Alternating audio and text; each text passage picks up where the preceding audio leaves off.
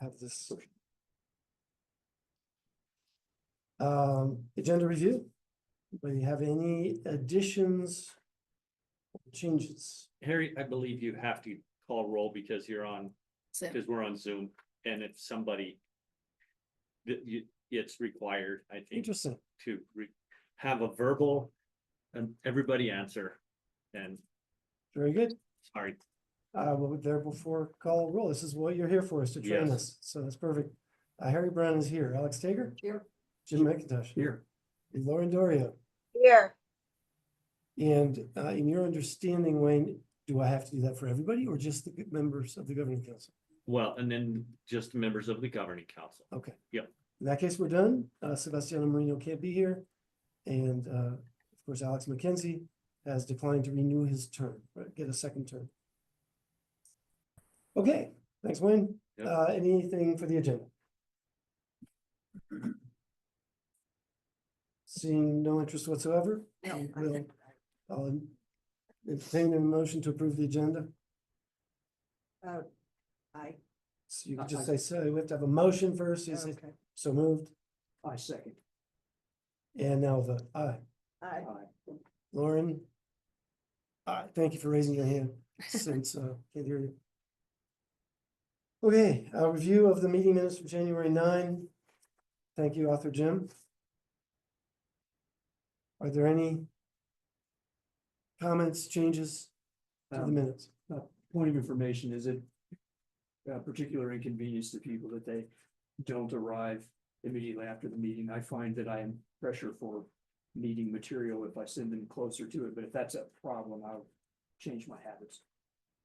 I think we mentioned before, the bylaws say 10 days after the meeting. 10 days after the meeting, a draft shall be provided. We could change the bylaws if that doesn't work for you. No, I think it's simpler if I also remember there was some leniency expressed at that time, so. Yeah. I'm just asking more. It also gives more time to review them. You can get these in.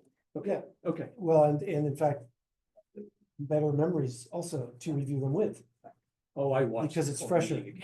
You did, not I mean for you, but when we're reviewing, like when I looked at this, it was like, oh, that happened? Oh, I'd forgotten that. So Okay, it's not as fresh a review when it comes late. longevity. I think in general, there's such gratitude for your service. Yes, There's so much gratitude. Any comments, changes to the minutes? I would love a motion to approve in that case. I'll make that motion. Alex Tager, I'll second that motion. thank you, Lauren. All those in favor say aye. Aye. Very good. It's unanimous. Is there any public comment? I don't see any public. Wayne's public. well, unless you have me on the agenda, I was just here to, and I would say on the back, I saw that there was something about EC requirements, bylaw amendments, so I could jump in then. Okay. That would be If fine. we can call on you at that point. That would be awesome. Business manager report, Justine. We did not have a formal finance committee this month, unfortunately, and therefore, I'm not sure if we should rely on our new normal system of skipping right through it. Would you mind a little more detail than we hoped you'd have to give? Yes, do you all have the finance report in front of you? Should, Or if not, I can share my screen. I think if you share your screen, it's helpful, but I did make copies for everyone. I didn't, Kathy did. Yes, I can share my screen. It's a thick packet. All right, so as far as revenues, all RFRs are done on a monthly basis around the 16th of every month, and those RFRs are coming in pretty fast. I would say a good 2-week turnaround from the PED, which has gotten really better from prior years. Huge. Yes, definitely. Yeah. One revenue we were waiting on was the lease reimbursement. I submitted Q1 and Q2 in December. We finally got that in. You can see 75,000 there. So I'll be submitting Q3, probably the beginning of March. And then Q4 in June. Going on to the expenditure report, these reports show the operational fund at about 342,000 available budget balance. That's after all open purchase orders and salaries and benefits that are encumbered. We do have a decrease bar this evening from the audit for the cash carryover. So the cash carryover at June 30th was overestimated by 370,000. So we will be cutting that budget by 370,000. I did go over the financials with Hannah this week, and we actually found a job that was kind of double encumbered. So I went and closed that job. And what I mean by job is like a salary line. So it did free up some budget. So I would say as of today, where the operational budget is around 375 positive. So even with a $370,000 cut, we're still 5,000 positive in the operational. So just to keep that in mind. Another thing is the food services. Not all food services revenues that were expected might not be reimbursed to the school. There was a problem with submitting the reports, and so we did reach out to PD about that, and they might let us submit the report for November. December was submitted, but August through October was not. So I think we're still working with them to see if we can get those reimbursements in. And it's a long story what happened with that. I'm happy to talk about it, you know, after Justine's report or during the director report. I can add that I forgot. But it's a super unfortunate turn of events. Thanks, Justine. Yeah. But as with all the other, still looking at the expenditure report, all other funds, there are a few negative funds, they're not negative by much. So whatever that fund does not cover will be moved to the operational fund. So again, they're not really over budget by too much. It's really just due to the benefit. All right, and then the open purchase orders report, I kind of changed this report a little bit. I wanted to show the open POs by fund rather than just all together, so you can kind of see where those expenses are coming out of. Justine, Yes, just a moment. I'm Go ahead. confused as to why there's 342,000 available if in fact there's 5,000 available. Am I So she's misunderstanding looking something? at the 11,000 fund under the expenditure report. mm-hmm. It shows a nominal amount available of 343,000. But Yep.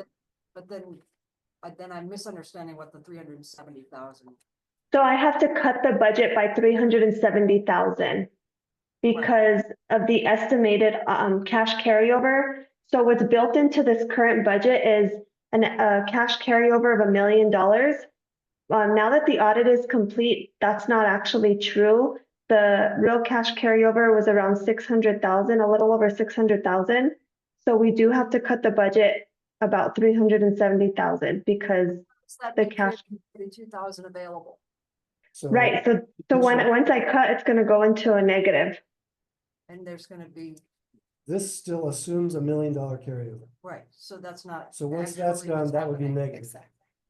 Okay, so this piece of paper is effectively useless. Yeah, you may have heard me say this about 1,000 times. These reports are not reality.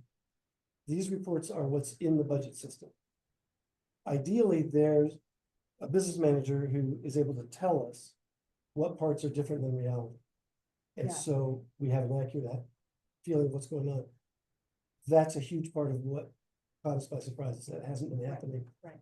Thanks, I think, to the change in business managers. And the huge mistake in the estimated cash carryover Yep. when Melissa left. Yeah, I'll be talking about that a lot. Okay, In just a okay. moment. But you might have already done the math and said this would leave us at -30. Correct. Which is in fact what Justine told Hannah at one point this week. But there It was the one job that Justine mentioned that was double encumbered. Okay, brings us back to And $5,000. just so you know, Justine, I'm pretty sure we found a second. Harry one. found another one, I think. Oh, no, okay, So there might be another 20,000 or something. okay, So in the end, that's why she's saying it's really close. It's right about zero when you take these factors into account. Okay, thank you. Thanks, Justine. yes. So now we're on PO encumbrance. Yes, so, Justine, I have a question on this because obviously I've been staring at the PO encumbrance report a lot lately. Mm. And I had to, go over and ask Dre for what each BMO Harris charge was. Is there any way for you to put that into the encumbrance report so that people can see where that money's going, or to cut that legwork for me? yeah, I can, it may be just a different report that I need to run. Let me make a note that I can send you, or I can include that in these reports on what. Yeah, So just coming exactly. forward, because I went and already did that background, but for next time, if you could do that, that would be awesome. Don't Yes. print it because it's about 100 some pages. Oh, Right? If you do a PO details report, Okay, it's massive. I didn't know. Each of these POs becomes 5 or 6 or more lines. Oh, maybe it's easier for me to just ask Dre then. Well, you can still send it to me or whatever, just digitally, but we won't. Yeah, print it. yeah. Okay. Or she may know of a better way. Yeah. But that's how it used to be for me. Yeah, I'll have to look around the reports on ACTA to see exactly what, if there's a better report. I know what report you're talking about. But I'll look around and see if there's something that's a little more condensed. Thank you so much, Justine. All right, so this report will show the purchase orders by fund and where we're expensing these POs from. So you can see here what POs, are under the different funds. The financial services firm on the first page. Delage? That is the copier. Oh, And what are you paying ACES, the 33,000 for ACES? B Hill Group. this contract right here. It could be, it could be us. I'm not sure if you use other services under ACES. I know ACES have a lot of other services. Yeah, it's you guys. Okay.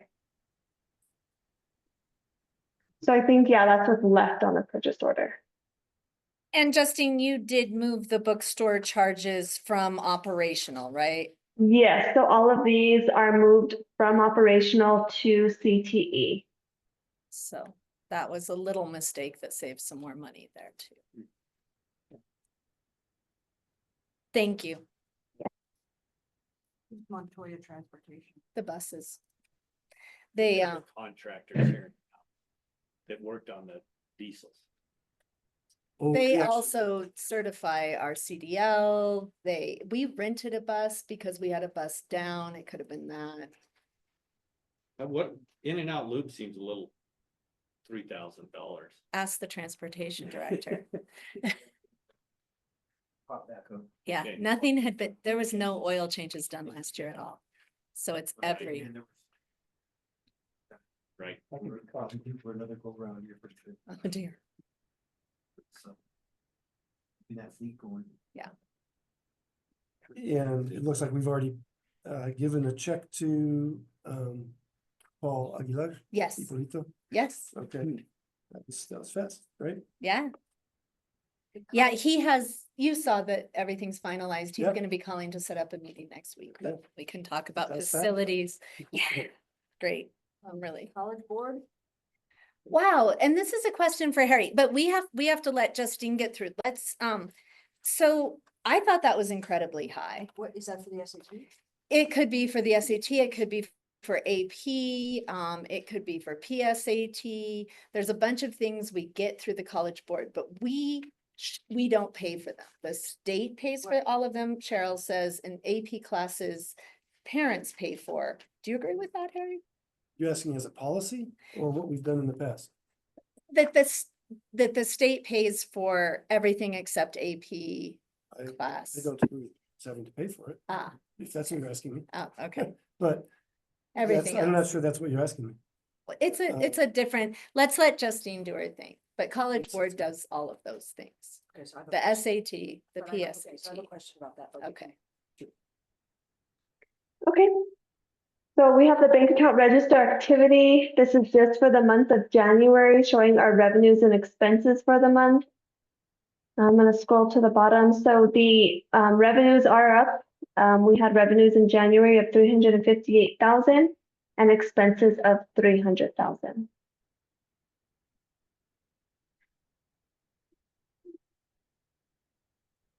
And then the bank reconciliation as of January 31st, we had an ending balance in the bank account of 850,000, outstanding checks of 36,000, which leaves the true balance of 813,000.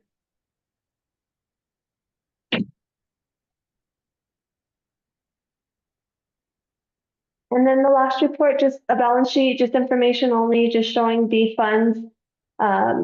You can each fund cash and liabilities, which reconcile to the bank reconciliation.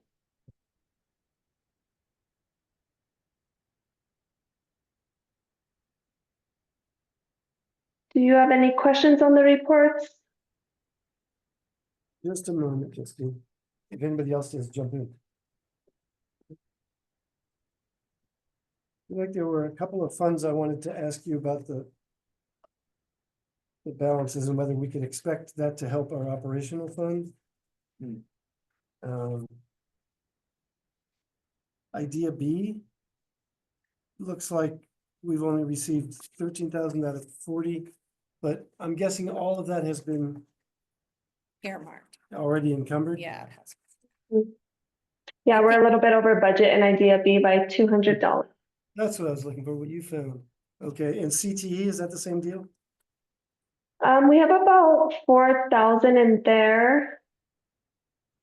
I did move some of those bookstore purchases in there, I was but I talking about mean, 27502 rather than Carl Perkins. oh, okay. Yeah, we're over budget there. Okay, that's too Okay. bad. That That was is, a big chunk that I it's thought a maybe. nice big chunk. Okay, but we still have 4,000 in the Carl Perkins, so. Yeah. Okay, How come Title IV has nothing there? we spent it already. That's it all. Yeah, this is the And- budget column. So Okay. this is the budget and what we've actually spent.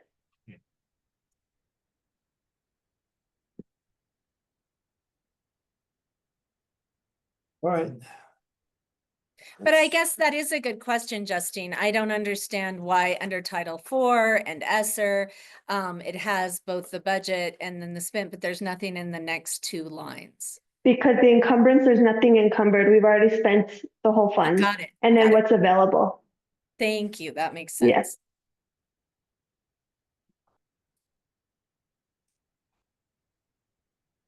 Is there anything you have to tell us about the bars?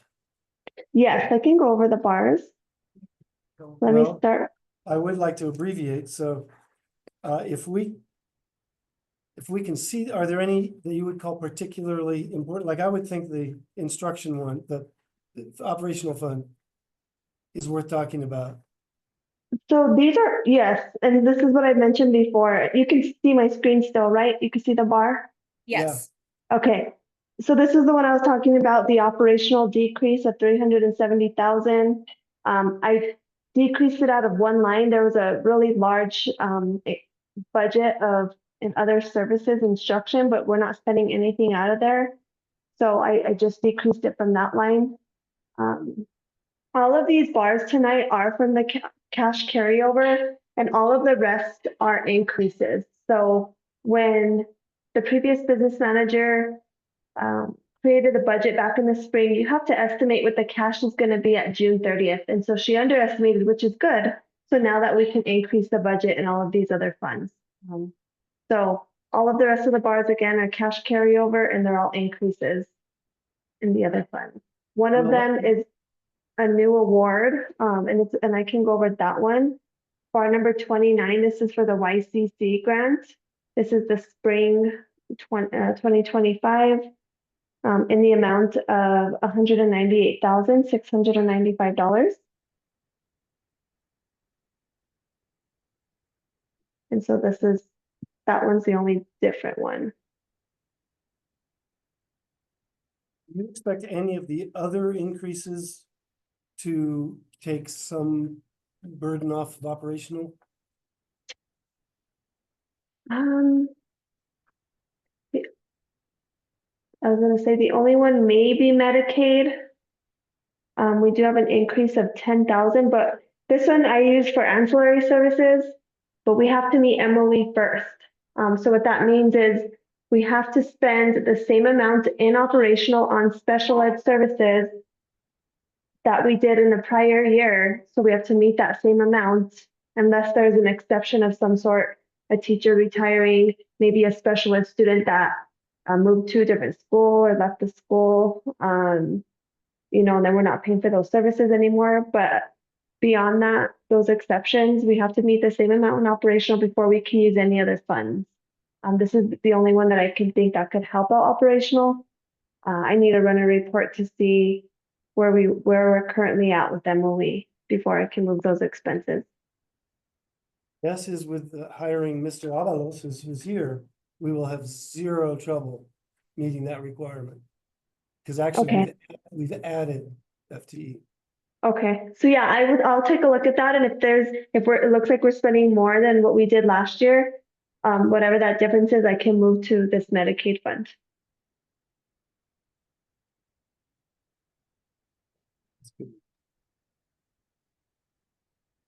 And I guess, yeah, my only question is, when will we get the size adjustment money? I wanna say, I'm gonna have to look at February's Not SCG. size adjustment. Our membership going up. The growth. Yes, Growth. I think they That's- did, they haven't sent a memo out, or PED hasn't sent a memo out. I'm expecting one soon because I think they did adjust February's SEG, so I will have to look into that. I wanna say they adjusted it in February, they haven't sent us a memo. Once they do, I can do a bar or a budget adjustment to increase Awesome, if there's any increase, yeah. thank Because I you. know Jessica. they kept the unit value the same. Usually every year in January, they increase that unit value, but they did keep it. Nothing, So- not a Not a cent. penny. Thanks, Justine, yeah. Yeah. And is that just regular education or the special education membership that you're acquiring? For the membership, it's just everyone. Everybody. Yeah. Yeah, but our numbers went up from last year, so we'll get an adjustment and get a little bump. Does that come after the 40th day and the 80th day, you know, sometime after that, or is it something that comes all at once at the end of the academic year, or what? You asking when the money When gets the to us? money gets to As us? she mentioned, we've already gotten it. It So- started So, on Friday. yeah, so they adjust the SCG in February and so say the total increase it was like 5 extra students, right? Yeah, I'm just throwing a number. I don't know what it is with that new Somewhere unit like that. value or the current unit value. Let's say 30,000. They're not gonna give us that 30,000 all in February. They're gonna spread it out between February and June. That's what. Start getting it in February. Yeah, That's what I should gotcha. have said. Yeah. But we should know it by the middle of October. We Right, could so- actually do our own calculation. yeah. Because it's based on the 40th day compared to the prior year's 40th day. Okay, So I always used to tell the governing council, hey, we will be getting X amount come February. Does anyone have other questions for Justine? Justine, when does the special ed funding come in based on SEG and regular students coming in? Is that at the same time as February, as far as for services provided, things like that? Yeah, so if you did get an increase in sped students, you know, from last year, that's gonna go into the same calculation with the SCG. And we'd have to look at it, but I think, so is it 40th day to 40th day for Yeah. sped too? I think it went up. So you'll get a little increase for sped, so that, yeah, it's hard to tell with all the calculations on that 975. Sure.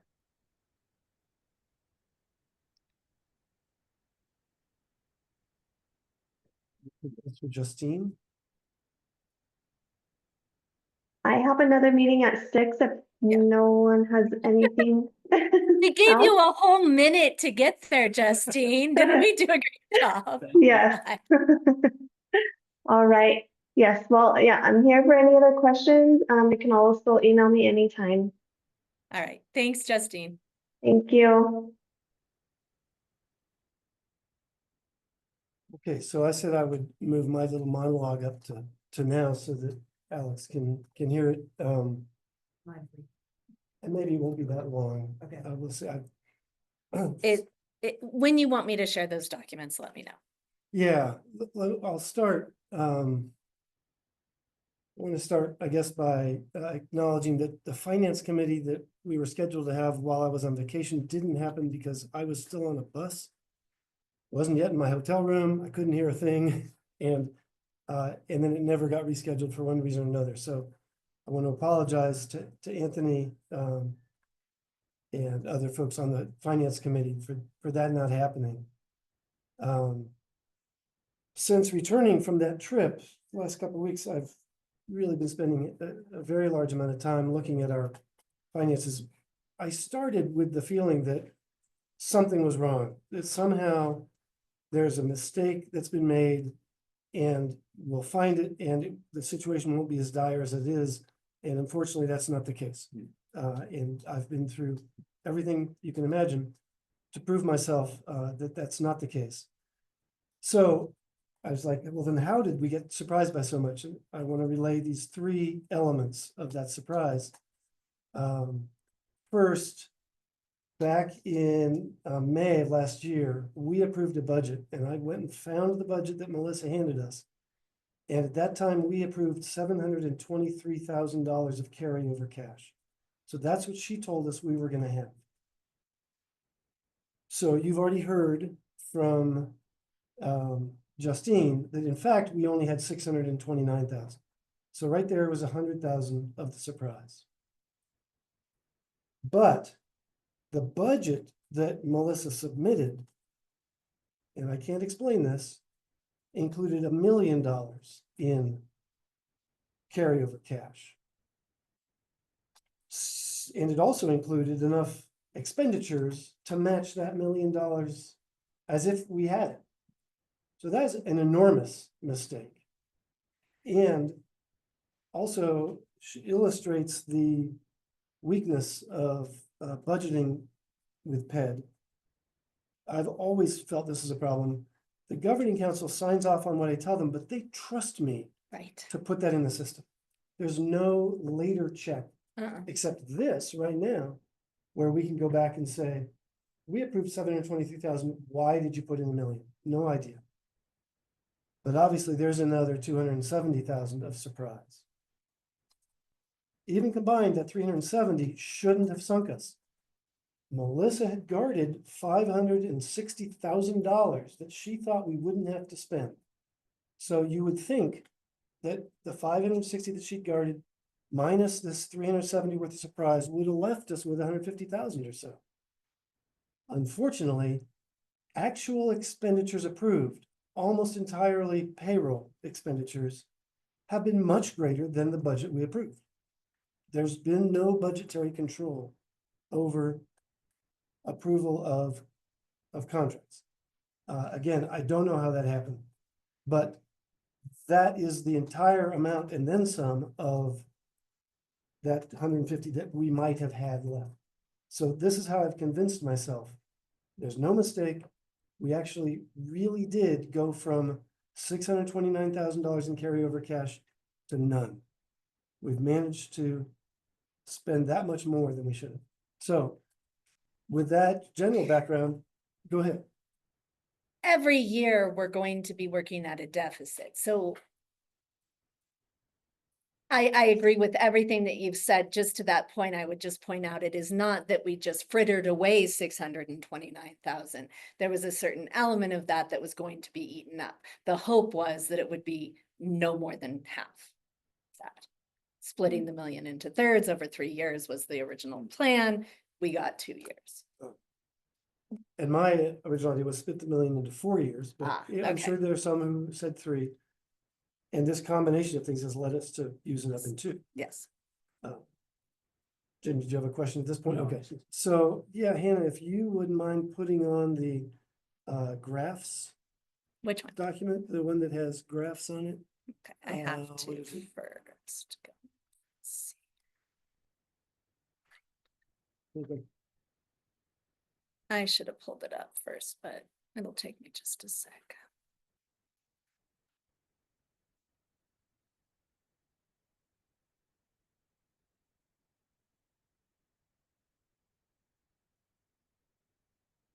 Salaries by job or finance charts? Finance charts. Should have said charts, right? That doesn't Look like it's trying. Maybe I'm being impatient. Let me give it a second.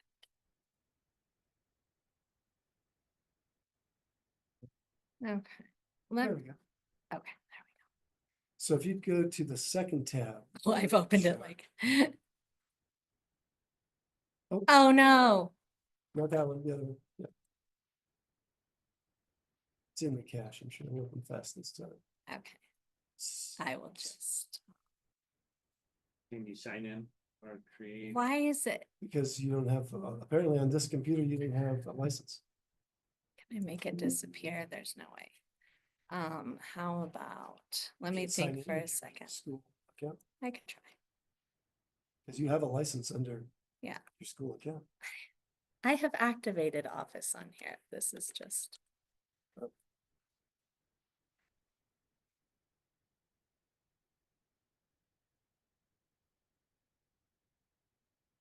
I may have to go get my password. I apologize. I should have opened them. I knew that was coming. Can I was gonna say, you better know. you? Yeah, I have I it. can keep talking if that's who you're gonna ask. Okay, I'll go get my password. So let me jump over these. This is gonna be a more visual explanation of what I just said. Again, helpful to me, maybe helpful to others, I'm not sure. But having discovered this, that there wasn't a miracle coming this way. My next thing, and these ideas, happen at 2 a.m. Was to go all out to try to get a technical change to the small school adjustment formula. And you've all heard about small school funding many times. Well, the way they did it is really bad public policy because your school only qualifies if you're in a district under 2,000 students. If your district has 2,000, you don't qualify. If it has 1,999, you qualify for all of it. There's no ramping in at all, the way good public policy would normally have. So I'm pretty decent friends with the new chair of the House Appropriations Committee, Nathan Small, and I thought maybe I could parlay that into some chance to meet with him and explain the situation and get him to adopt good public policy. So I sent him a message, called him, and he stonewalled, which surprised me. But maybe it doesn't surprise me as much because I then met with Saya to ask her what she had encountered because she tried to do much the same thing. Whenever I was helping advise her about what we should write for the better public policy. And she just had a long litany of the obstacles to this. And she's sure that even though Nathan's the chair of that one committee, he's responding to leadership, and leadership doesn't want to hear about this issue at all. So she thinks he's just not gonna give me the time of day. And there were a lot more details than that, but in the end, I gave up on that idea as well. So it says, I lent this computer to a teacher whose machine wasn't working. I can think of a way to do this. Well- I can fix it. I'm gonna Okay. upload these into my Google Drive, then I'll access them from here. It'll give me about 3 minutes. Okay.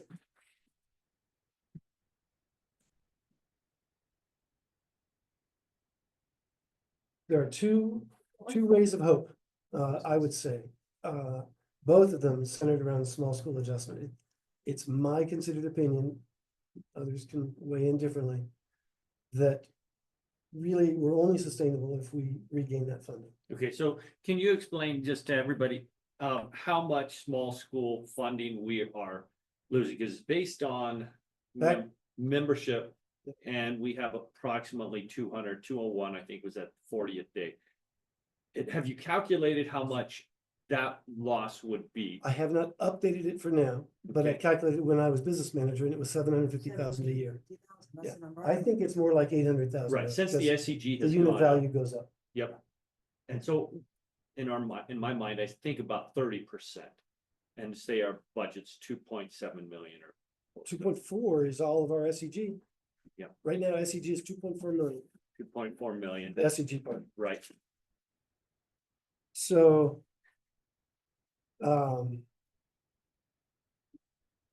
First ray of hope. Got even a little brighter today when Wayne sent me Silver Oh my Consolidated's gosh, that's 40th day numbers. crazy. Wayne Two just thousand told one me. hundred and eight. Does that sound right? I think that's what you sent. The total number right now, and this is I subtracting, am counting pre-K. in counting, if you count pre-K, yeah, they're at 2,108. Yeah. That's correct. So some question, although I think it's a long shot, some question whether the pre-K students should count, and the rationale for them not counting is they're funded differently. They're not funded through SEG, so they shouldn't be counted. But the very paragraph following the small school adjustment paragraph that we fall under includes a definition of district MEM that explicitly includes pre-K. So my guess is that applies to our paragraph as well. We need to find a business analyst at the state who can tell us that for sure. And that is what Matt is doing, and I can Right. text him again and see if he has had that conversation It's, with it doesn't matter. It won't. Terry Well, Dean. it might- Terry Dean. So the reason it might matter is districts generally go down in membership throughout the year. Not always, obviously, but generally. And what counts for next year's funding for us is the average of the 80th and 120th days. Second and fourth membership counts. If silver is at 40th day at 2108, very unlikely they'll be below 2,000 by the end of the year. Very unlikely. If, however, you don't count pre-K, they're at something like 2,050. They're much closer. And it's actually conceivable. Odds aren't in favor of it, but conceivable they would go below 2,000. But you said it's the average. That's The average of the very 80th unlikely. and the 120th, not the 40th. No, I follow you, but Okay. I'm saying that you get to that average is you Yeah. might dwindle down to that by day 120, but to have the average between 80 and 120 seems quite unlikely. So in December, the count is December 8 or something this year.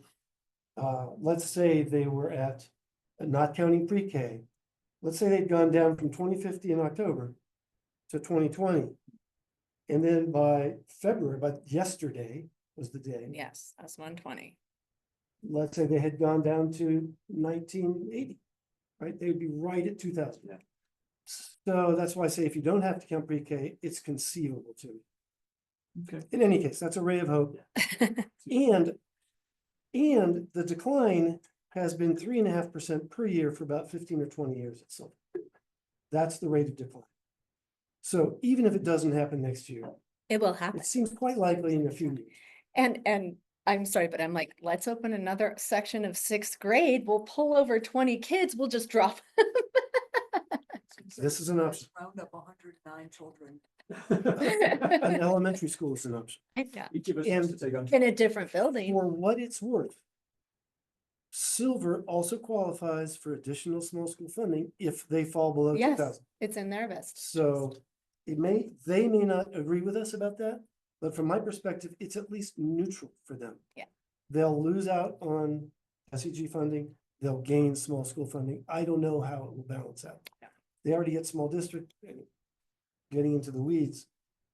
The second possibility, besides opening a school to draw students or besides waiting a few years for natural decline, you all have heard me talk many times about how I would love to be at Fort Baird.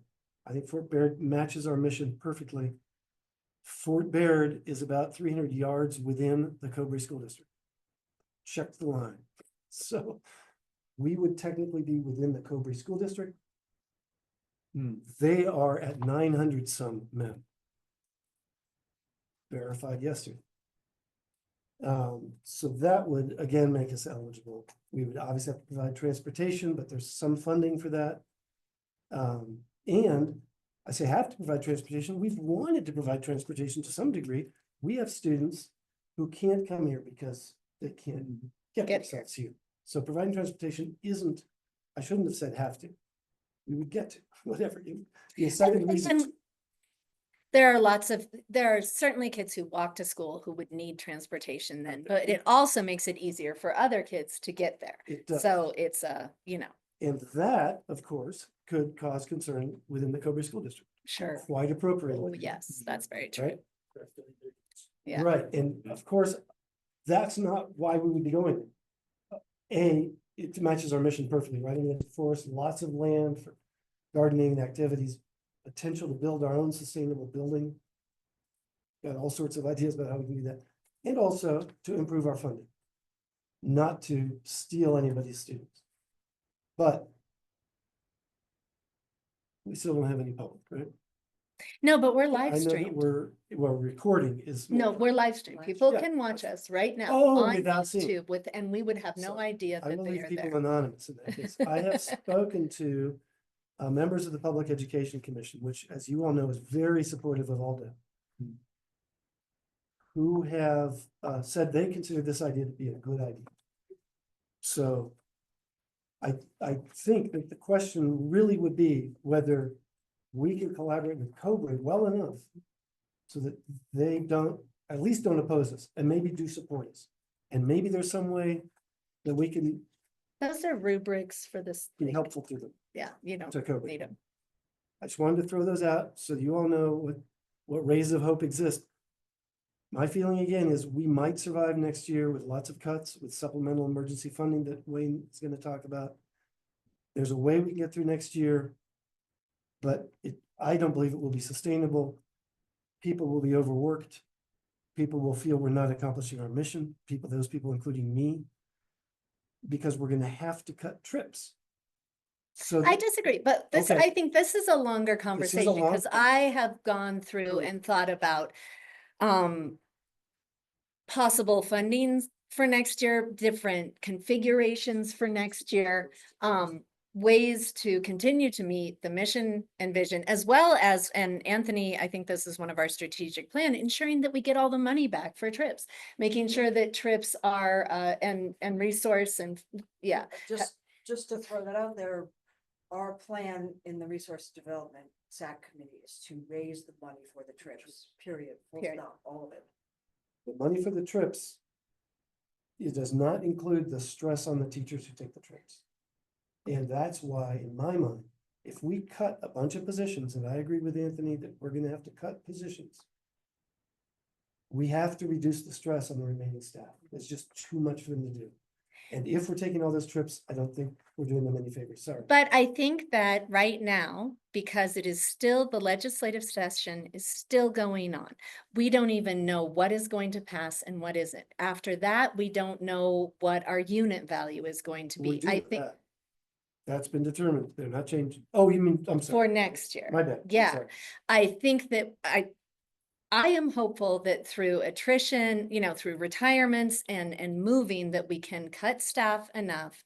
And I really think it's a much longer discussion. I think understanding how we got here is what everyone needs now. How we go forward, I just want to say that in looking at everything, I think there are a lot of ways to do it. And I think that our expenses are going to be a lot less next year too. And I have a lot of reasons why, that I'd be happy to talk about, but that's, we have plenty to talk about tonight. Indeed. Yes. Thank you, Alex. I Yeah. really Thanks, appreciate it. Alex. We'll see you again soon. Well, so we'll text you when it's time. Yeah. Okay. All right. Jim, This is a real can of worms, and it's been something on my mind and on a good friend of mine who remains on the staff, but I never found that there was a great deal of what individual staff did contributing to trips. Right.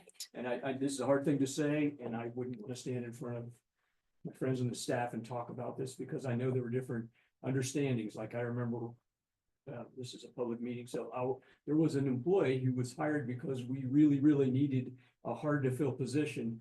and things were said like, well, you don't really have to go on trips. Yep. And so what that does is you have a lot of times the same teachers going on trips, and I know. that- So Jackie and I have already talked about this, and in fixing the mess that are the contracts, I can't even begin. But one piece is having very clear duties. So in high school, if you are a high school teacher, we will delineate how many trips you must go on, what the expectation looks like, so that it's in the contract. And things like everyone works on Fridays, that's in the contract. And it's not an argument because you've signed this is your contract. And so it's one way that I want to address that, because I've seen it too, Jim, and I agree with you I- 100%. I've got a lot of support for that. I think you could get really arcane about it and award points and different things. That could end up creating another position on staff to keep track of it. But in the past, we've kind of relied upon the goodness and the commitment to mission. And I would say in our heyday, well, among the years of close to the years of our founding, I think that commitment, ran at like 80%. That was my feeling, and I've seen it drop probably to, is it rough to say 50%, 60%? I don't know. I mean, just all in commitment. Right. And there, you build up resentment as a staff member when you see, it's like, well, I know it's a hassle to go on a trip because I have to write a lesson plan and I've got to be away from my family. And, I'm preaching to the choir here. You guys know what I'm talking about. But I think that would, given the fix that we're in, Mhm. I think staff who are willing to sign on for that are going to be true blue staff. You're going to say, yeah, it's about time we had some equity here. Yeah. And I think there's a little bit of pressure. People love teaching at the school because it's a good gig. Right. And all the teaching gigs I've had. And I think they'd be willing to say, yeah, that's a little esprit de corps price I'm willing to pay to relieve the stress, to share the stress. Mhm. The school, I hate the metaphor of the school as business, but in a way, I always felt like when I was at the school, it was the commitment that you had when you started a business together. It's like nobody sits at, you got to be all in for this. Yes, you're going to work. You're going to work more than 40 hours a week.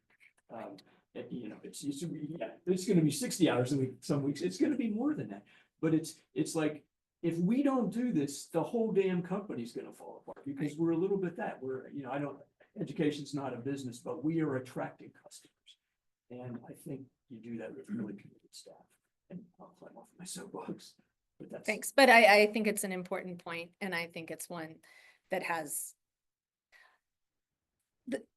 The contract won't fix everything, but I think it's a start to continue the conversation and to make sure that it's a conversation that's had with anyone and everyone who works here. Like, this is what it looks like. This is what the expectation is. Yeah. So Harry, just to go along with your thought on Fort Bear. Okay, so now we're moving into a different district, which, I just look at it like 5 miles away. I know it's like maybe 8 I think miles. it's 9. Yeah. 9.3 is Yeah, the. Maybe 9.3. I didn't have it so I could tell the commission. Right, so here we are, less than 10 miles away, Yes, but $800,000. Difference. correct. And yeah, I'm Sure. it is, and to think that there couldn't, or there should be some type of waiver. There are only 2 districts, Taos and us, that are charter schools that fall under this. There aren't any other charter schools in these districts. Taos fell under 2,000. We We did didn't. not. And So they we're have the- 6 charters. I know. Right. The more That's charters insane. they The more have, charters they have, the less population in the district.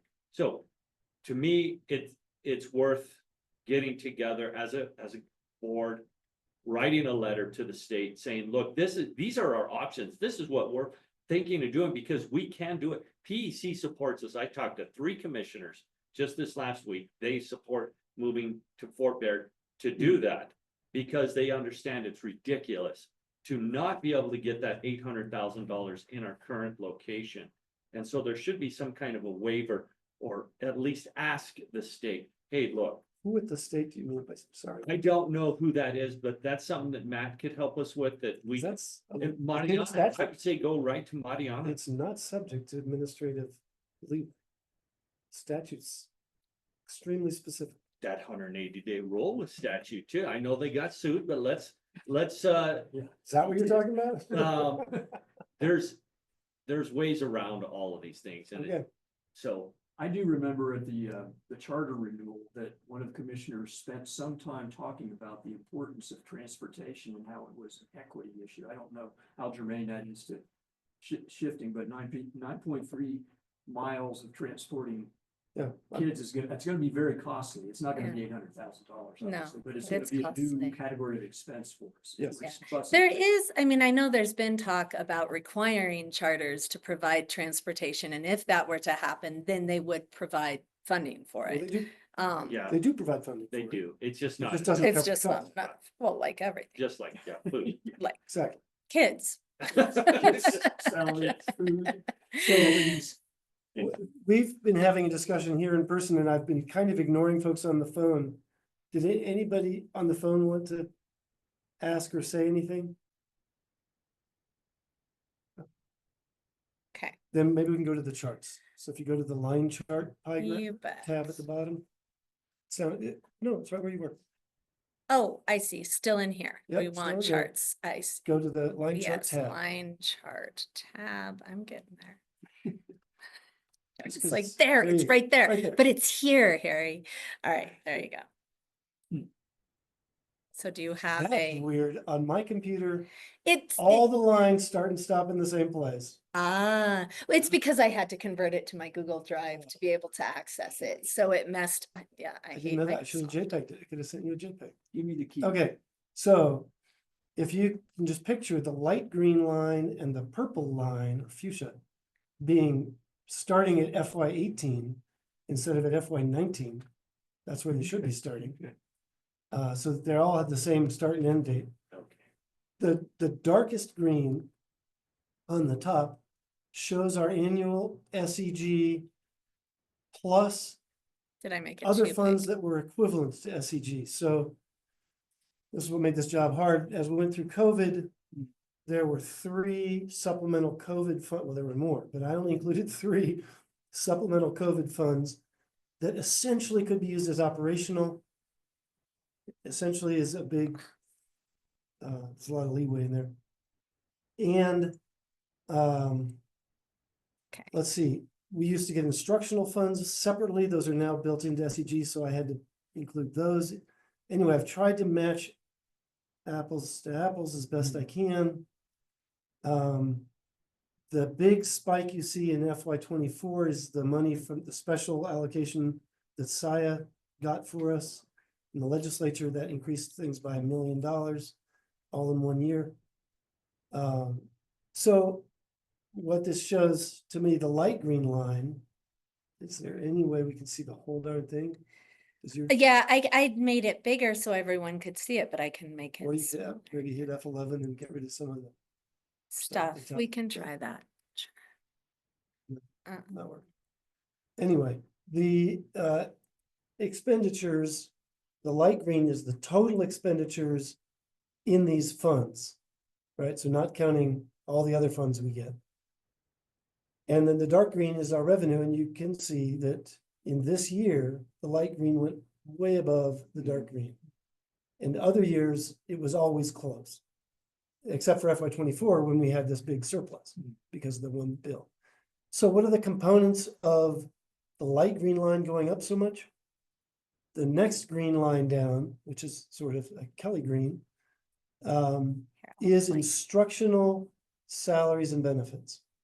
And these were on a legend that apparently got lost in translation. So those are instructional salaries and benefits.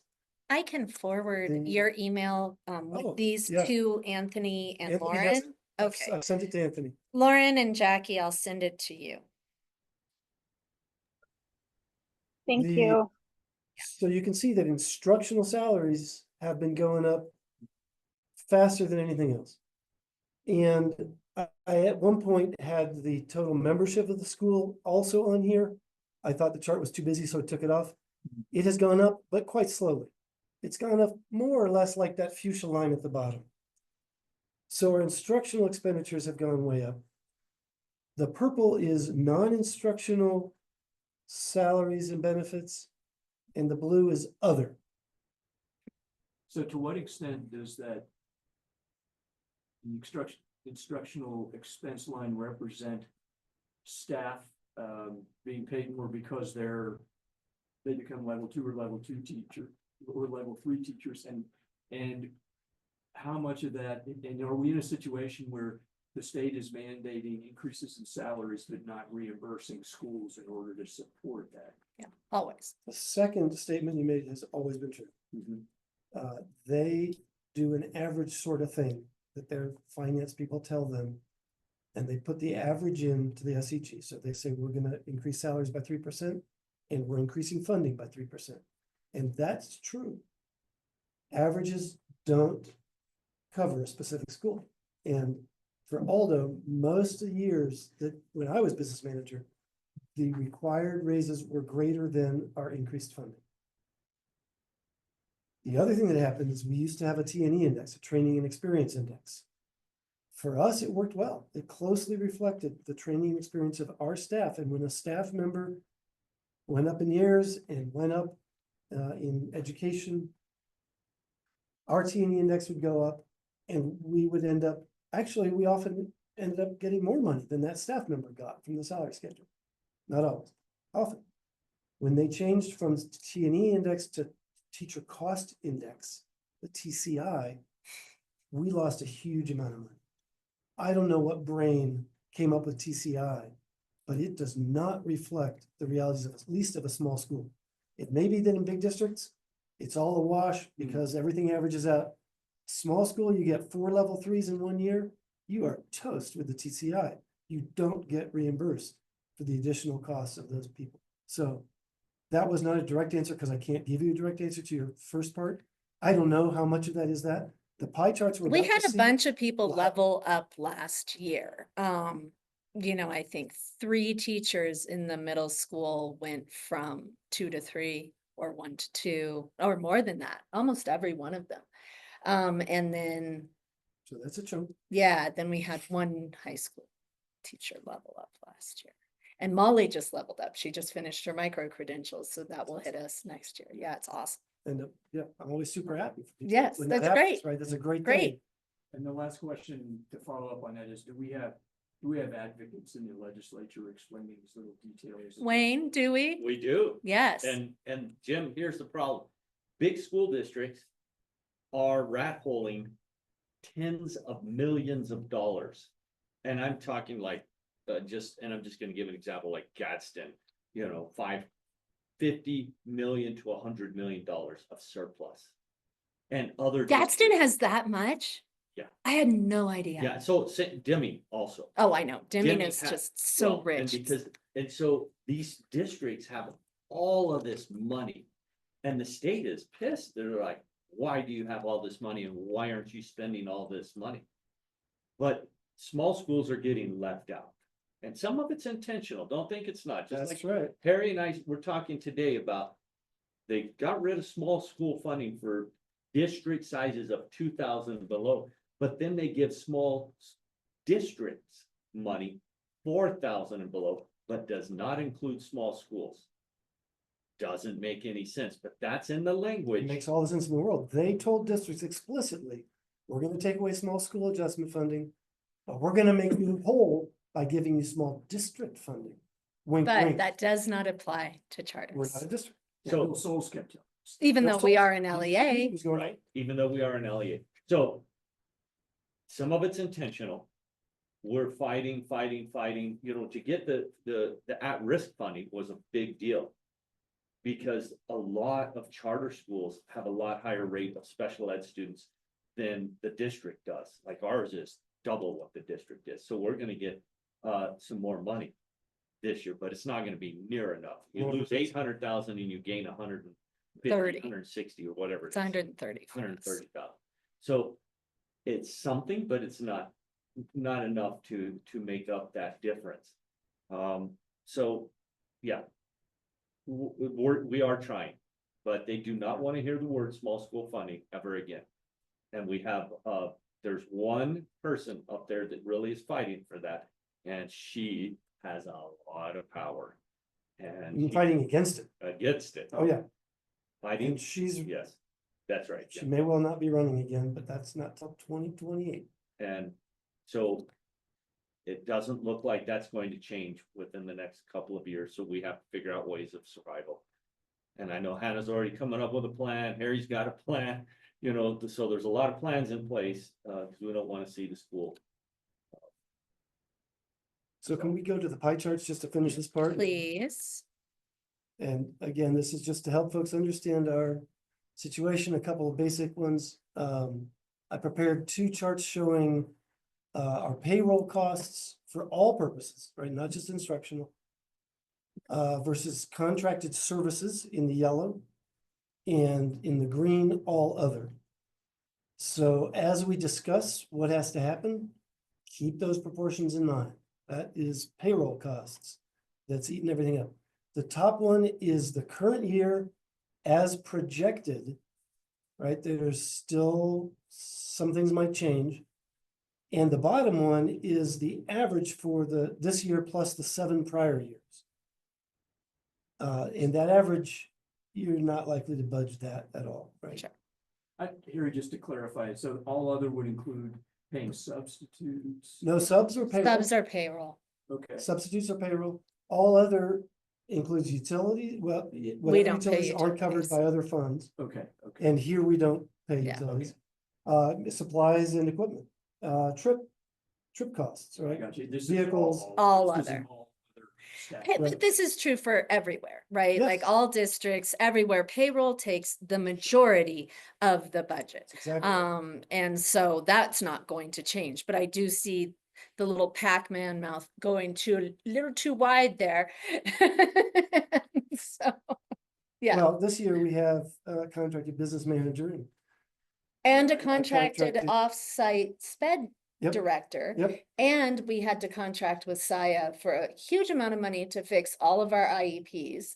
All of these are non-reoccurring and will not be happening next year. so we might get the yellow back to the previous Right. size of a slice. Yes, Yeah, our contracts are way up.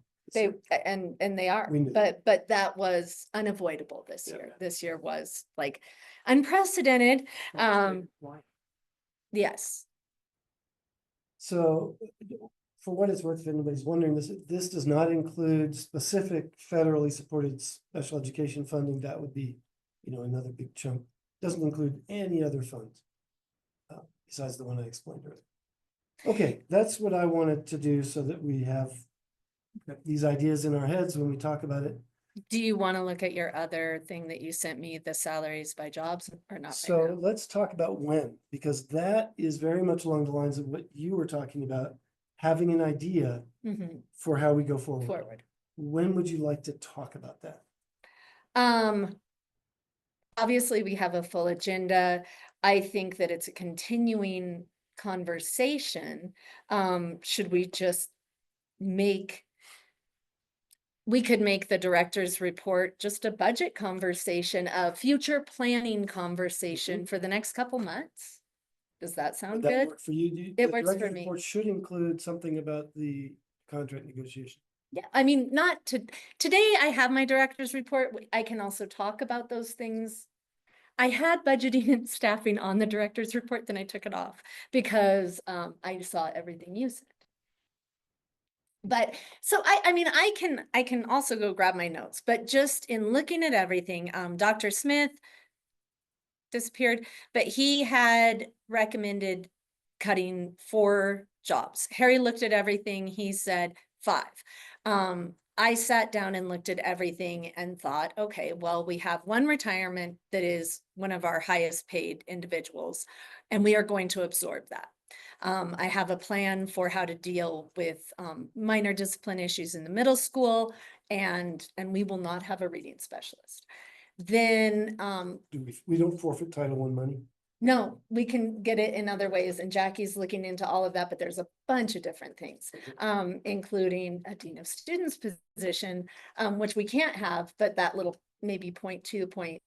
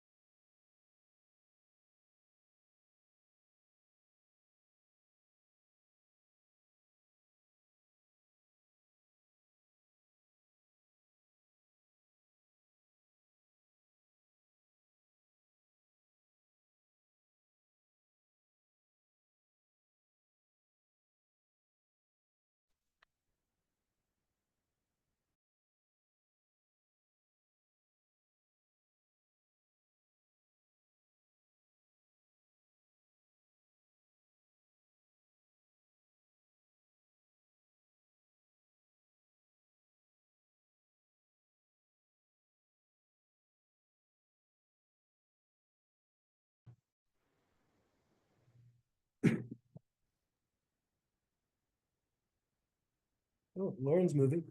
She's back. All right, I left and then I joined again.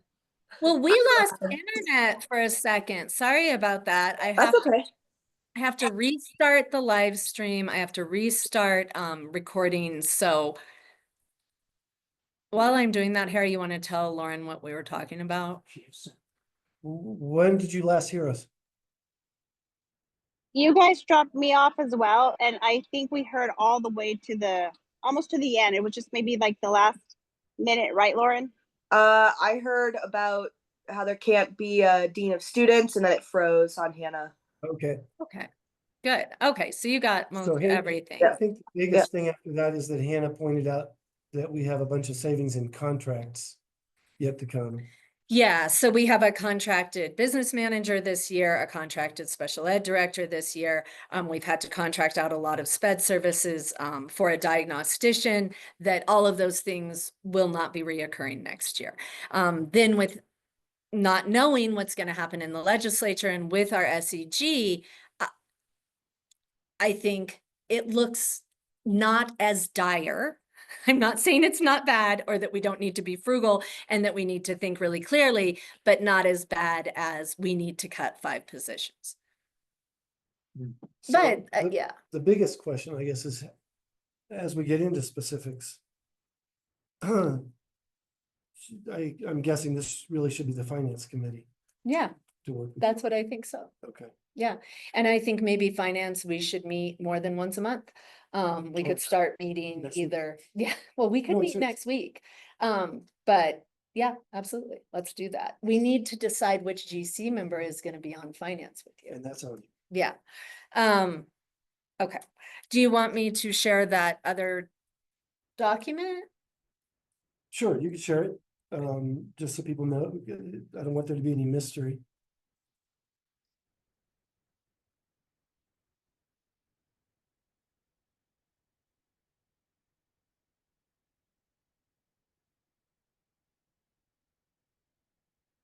Sorry, everyone, for showing you that.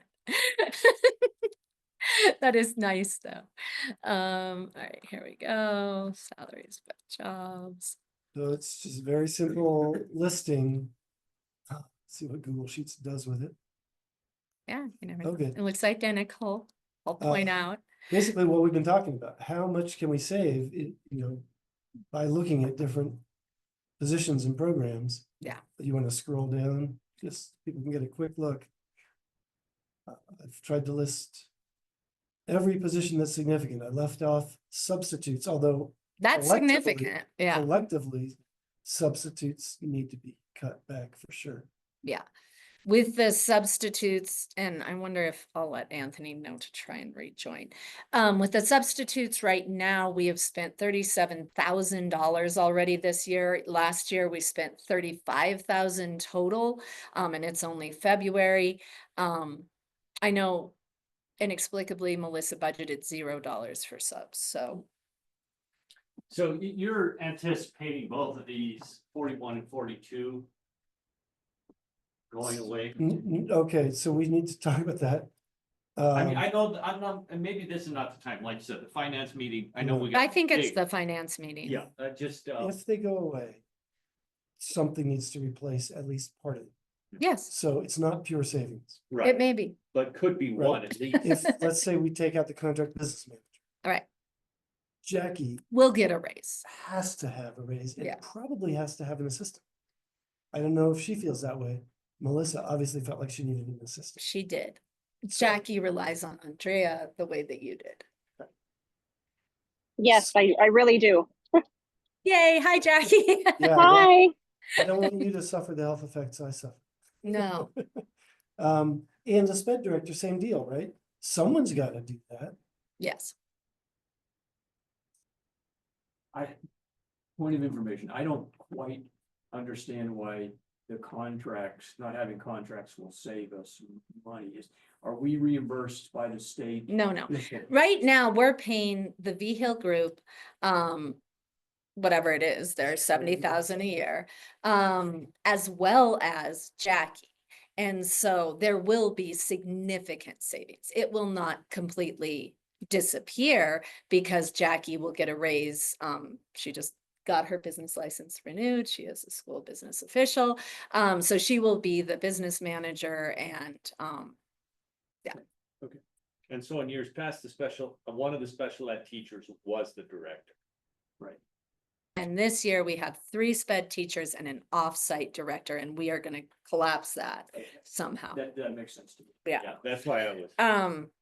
The contract EE consultant, I spoke to today too, and we are actually gonna renegotiate the remainder of his contract for this year to make it less and look at essential services and what we can drop off and renegotiate that, and you know, he may not be interested next year, or we could make a much smaller contract, so it won't be the same. So, Also, I will point out that one of those EAs, I did apply for that. The state pays one of their Right. positions completely, yeah, plus we trying to get remember money if I for it. included one. Oh, If they're okay. already budgeted outside of 11,000, I shouldn't have included. Okay, we'll look at that in finance. Okay. Yeah. I may have without. And I would like to get maybe another EA into that Ed Fellows program to get the reimbursement from the state. All right, so situation is either very dire or somewhat less than very dire. It's dire-ish. It's diary. Okay. I'm- I I'm would done just with say that it's one. serious, not dire. That's what I think we've moved from dire to serious, personally. Nice. Uh-huh. I'm an Well, and eternal And I've optimist. told both of these guys, there is, and Harry mentioned it earlier, there Thank you. is emergency funding that the state has, and I mean, it is a large pool of money, and I don't even really know, nobody Like can you said, it was has, 1 million. no. They spent 1 million last year on emergency funding, but that was down from $7 million in the prior years. But I want to say that it's well over 100 million. It could even be much more than that that's available to access.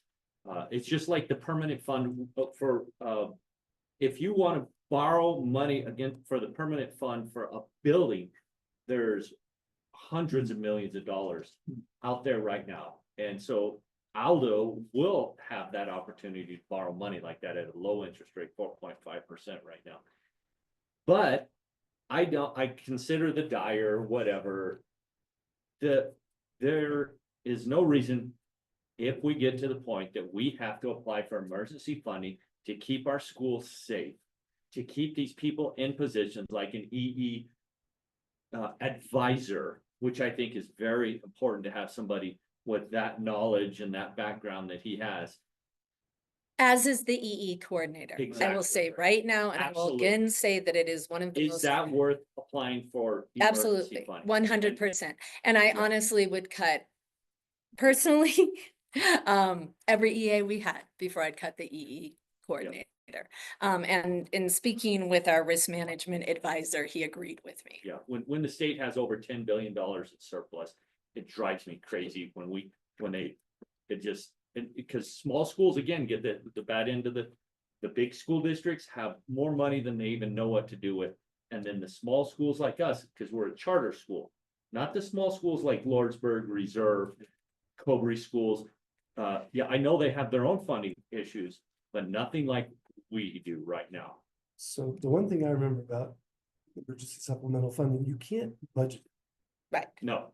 And they might, like, the PEC may ask us, say, look, if you're getting emergency funding, then we're going to require you to give us a monthly. Oh, the PED. I Well, think they put you on monthly reporting. yeah, monthly reporting, yes. I think they do. So, and So my point about not being able to budget is we can't count on it. Right, As I right. understand it, you But get towards the end I of the year think and you I- say, oh crap, we Yes. need it. Here's my other piece is the budget was built wrong last year. I think this year we will build a solid budget and staff appropriately for it, right? We're going Yes, to we will. build, yes, we will. Yeah. Build the right budget, staff for it, and we can manage that. And then all of those avenues of possibility, be it Fort Baird or whatever else, And I think the facilities guys can help us work on that plan as well. Like here, here are some multiple sites. What are the advantages? Looking at each, right? Anyway. There's a lot of moving pieces and, Now also, will Fort Baird also allow for a larger population it would, that's true. and to build, build upon more SEG from that? Yeah, expanding the Okay. program is Listen, absolutely a listen, possibility. That would also require a charter amendment, but as you've That's not a heard, big deal. our PEC is very supportive. So Charter I think if amendments we are want, good. we could make it. Yeah. Thank you, everybody. Thank you, Harry. Great. Thank you for putting that all together. I'm sorry that I didn't open it ahead of time That's on all right. here just to check it. Would you be I able to did send- get it. Yes, late. I absolutely. can send, Would you send, or whoever had the graphs, would you send them? And I think they might have a place as a supplement in the minutes. sure, I think I'll it's send them good. to you right. So, You still have the Excel version? I'm sending your email to Jim. Okay, we're moving on to Pat. Thanks for sticking with us. That's okay. I'm glad I'm here. It's good. Getting some very, very deep information here. And it just, help me go along as I'm presenting the information for the Thank you. staff. Mhm. Obviously, my experience has been, public schools for many years, school principal, assistant principal, athletic director, and then, had a little stint in with at the main administration and handling transportation and facilities for a while. Had an opportunity to work with Wayne long time ago. We were teaching partners over there at Kobe for many years. I have to add that this has been a really worthwhile experience for me. As you're mentioning how teachers are wanting to come and work here, I can see why. The program is just, it's very different, very dynamic in the sense that students get an opportunity to do a lot of things that when I was in the public schools, wish we could have had more funding and more opportunity to go out and do things as they do here. And then also the fact that curriculum is tied into that in many ways, and there's a good partnership between the academic portion of this school and the hands-on and the experiential in education that goes on here.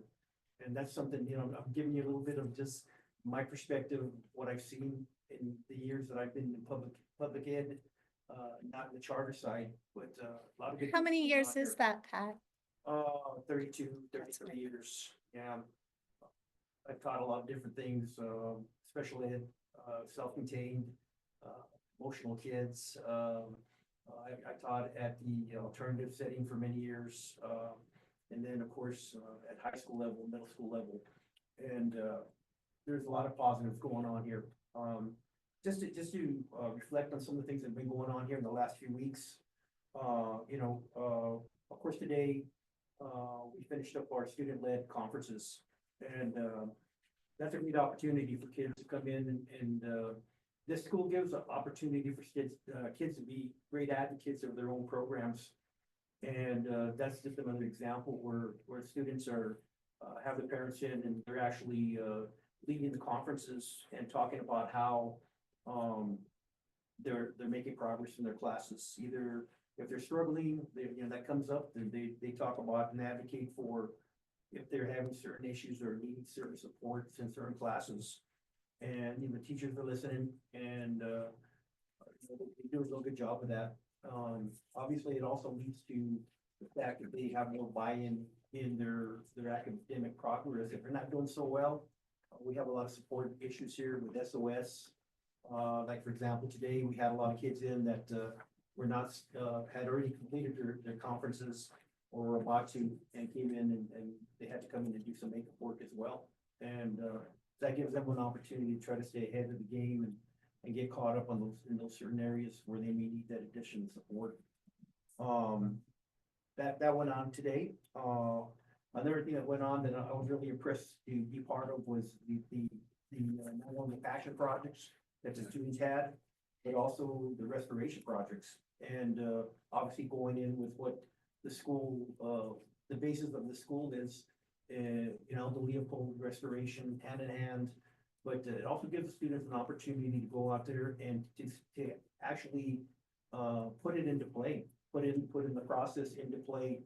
And when they're done, they see an end result, maybe not so, I always think of Silver Creek up there that you guys had a lot of opportunity to be part of in the years past, and I've seen that flourish over the years, how every year it kind of got a little, something else was added, and it just keeps growing, and then once the growing season and it greens up, you can see the progress of that. So the cool thing about that is, these guys, they were out there doing the work hands-on with supervision, but also the fact that, they had to go out there and they had to advocate and talk about what they did and how it tied into a curriculum piece, which I thought was pretty good. There was a standard book here, a climate book here, that everything that they did, they had to tie it into an academic piece. And when they presented, that was a portion, not only what they did, but also how it related to this piece of literature that everybody was working off of. And I thought it was very well orchestrated, very well organized. They That did was such a a good thing. job. It was They great. did a real good job with that. Other things that are going on, of course, we had a team up there, we're talking about legislation and funding and things like that. But also the fact that, our kids go up there, and meet, rub shoulders with the legislative body and talk about and advocate and just, they're the hands, they're the people, the stakeholders, what's going on at the school. They have an opportunity to meet legislatures and talk about what's going on here. And, it's always good, they're the ones that extend the footprints of Aldo Leopold in different parts of the state. And, we had a crew go do that a couple weeks ago. He did pretty good with that. As far as some other things that are going on, we had some special ed staff going and Ms. Wex was part of that CPI training, just trained to work with, and what that encompasses is that sometimes you have students that require restraint, and school districts are required to make sure that we have training in case that's the last option kind of situation that happens. But it also talks and teaches methodology, how to that students, or once a student reaches a certain level, the teacher can kind of bring them down a little bit before they're at this high level. Teacher is given training to be able to kind of bring that behavior down, calm down before it has to get to that restraint process. So we had a few already, 2 groups went on that over the course of the year. Another thing here, of course, because of our backpacking, our outdoor wilderness curriculum here, we've got a number of staff members who are going and taking care of the wilderness first aid and wilderness first responder training that's going on as we speak as well. That lends to that potential of something happening out there that could be drastic, and now we have adult staff members that are ready to deal with that and have that training to make sure that we take care of that situation before it occurs, or when it occurs, to make sure that we bring them back into safe harbor wherever that might be.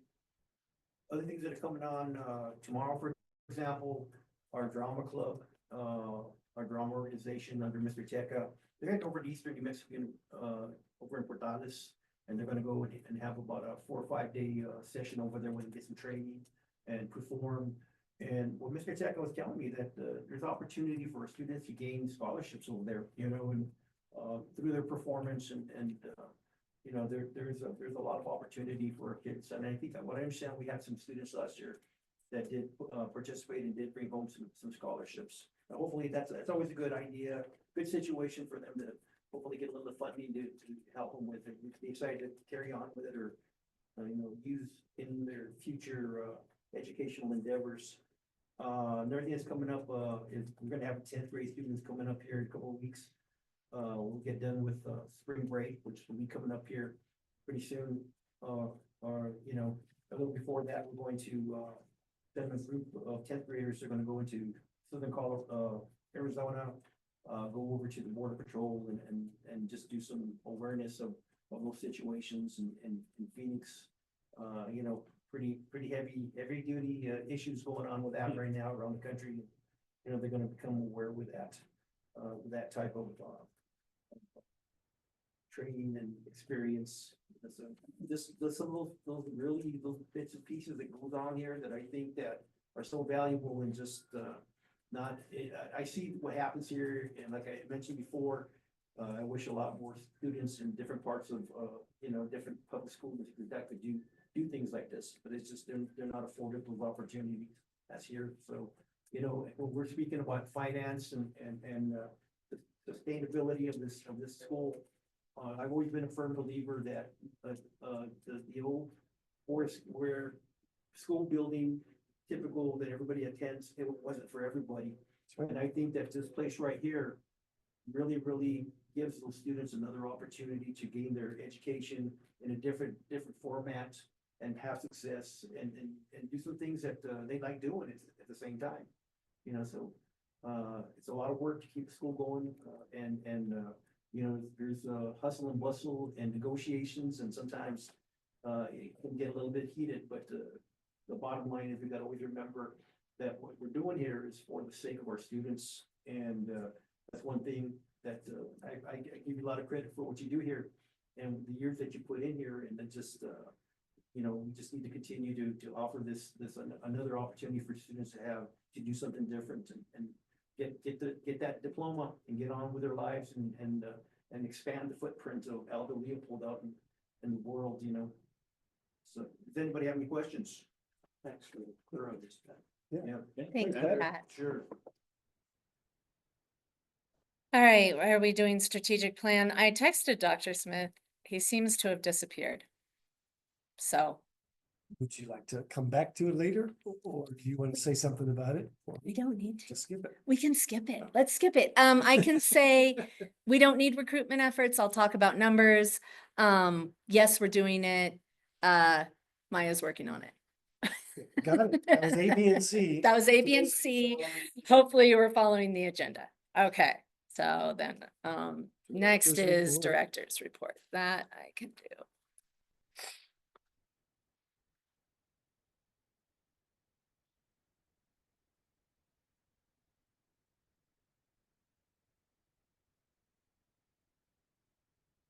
Okay, I'm not gonna put it in presentation mode. Harry knows, most of you know that we had our contract negotiations with the PEC yesterday. We completed it almost. We will be bringing the contract, Harry and I will, to the governing council to look over and approve next meeting. But the negotiations went well. There were very few things to change. There was a tiny bit of wording. And then the rubric that I made copies of, which is the mission specific goals. But we've leveled it by 6, 7, 8, 6 through 12 with both pillars. So you have reflection and you have participation. And then at the top, you can see sort of how you would grade it.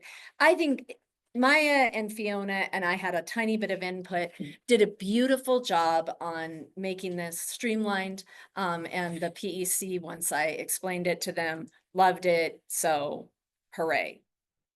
I'm glad we are almost done with the whole renewal process. It has been grueling.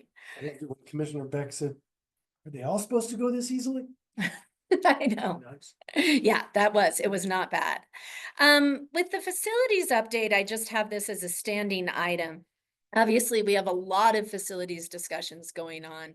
I shared an email from Mr. Hawkins with Jim and Harry about how they have now hired a consulting firm to look at the consolidation process, which will drag it out even longer, I'm sure. We have engaged our facilities plan people. They are now under contract, and I will be meeting with them for the first time next week via Zoom, and they will plan a site visit.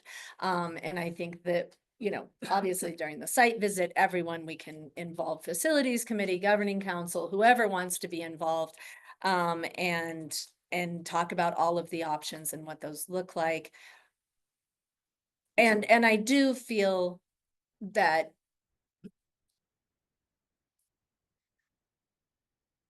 we can stay here longer than June of 26. I don't have that in writing from anyone, but I believe that. Maybe I'm too positive. But along with that is then how long we stay here, and then what things do we do? The middle school bathroom is such a nightmare, and we have money for it. And do we just get it fixed if we're even here 2 more years? Because it's also a gathering place for bad behavior. And anyway, so there's lots of facilities questions, but that's why we have a facilities plan management company who we have contracted with. And Pat knows them because he played basketball against them when they were all in high school. So It's a great small state story. I'm asking this question basically because I'm wondering if, once again, we should cancel the facilities committee. When is it next? Well, it's the last Thursday of the month. so- No, I think by then that'll have some good information finally. We're- Yeah. As long as we're in this building, we're gonna continue to bleed rent. And that would mean, obviously, we're gonna have to pay for a new building if we end up. We don't, this building, we get completely covered. The public ed, Okay. that's yeah, not it contributing doesn't to cost that. us anything. And honestly, our internet is included here, our electric, our heat, all of that. And so when we move, those utility costs and grounds costs and maintenance costs will be much, much higher. Not to mention our entire computer network, and building that, say, in Fort Bayard. Seems questionable to me just because the broadband out there, I don't think is that hot. But anyway, there are, Fiber goes right past it, does it go right past it? right past it. It's up, turns around. It's- Oh, you can show me the map. Anyway, lots of moving parts, like I've said, lots of things to look at. The EA licenses is a long, boring story. I'll just tell you, there were some problems. We're getting them fixed. Pat already told you about the Santa Fe trip and SLCs and the project presentations. The capital outlay good news was one of those random things that, well, not random. Today, I have students coming in. I have parents wanting to talk to me. My phone rings. I'm about to hit decline or ignore, and I see that it's Luis Terrazas. I go, hey, Luis, what's up? He's like, hey, you have capital outlay that's going to expire this year. I said, no, we don't. We've gone through all the capital outlay. None of our capital outlay is expiring this year. He sends me a screenshot. I'm like, that's $40,000 that's expiring June 30th that I was unaware of. Justine was unaware of. Jackie was unaware of. But it was for vehicles. We had spent most of it on the expeditions, but there's 41,000 essentially left. Luis sent me a form. We extended, he approved. It will not expire June 30th. And so in the middle of doing all my stuff, I also saved $40,000, which made me feel really good today. Yeah, yeah, like there's a bonus. So enrollment, today was our first lottery day. And so I wanted to share these We're not numbers doing it with on you. Fridays. Well, Okay. it's today, but it goes through, she cuts it off at 4 on Thursday. Oh, she's looking So at the application. The application, so it Tomorrow opened she up, pulls- she pulls them, but she pulled them today. It opens up a month ago, it opened. For the last month, we've been collecting the first round of lottery applications. Our current enrollment is at the bottom. So you can see we have, those are the numbers for current enrollment for every grade. Right now, here's how many applications we have gotten for each of the grades. We are already at 13 applications for 6th grade in 1 month, which is excellent. 11 for 7th, 2 for 8th, which is right. 9th grade with 5, we can't even let them in. There's 33 9th graders, and those classrooms are packed. But there's 28 eighth graders. Well, there's 28 8th graders. You're right. The 5 for 9th are fine. And then we're good for 10th, 11th, and 12th as well. So all of the high school applications thus far are great. I know from last year, 6th grade will probably fill up within the next month. Is opening a second section of 6th grade just too impossible with Well, everything that's on the table this year? I think that is another piece of the discussion. It is really, really hard to manage Fridays in the middle school as is. If we add another 18 kids to that and only 1 staff member, I see that being troublesome and burdensome. And losing our veteran leader in the middle school as well. Yeah. All of those, I wouldn't want to do it this year. It is certainly something down the road I've always thought we should do, that we should break up sixth grade and not have it self-contained like a elementary, but have a STEM and humanities side, just like seventh and eighth.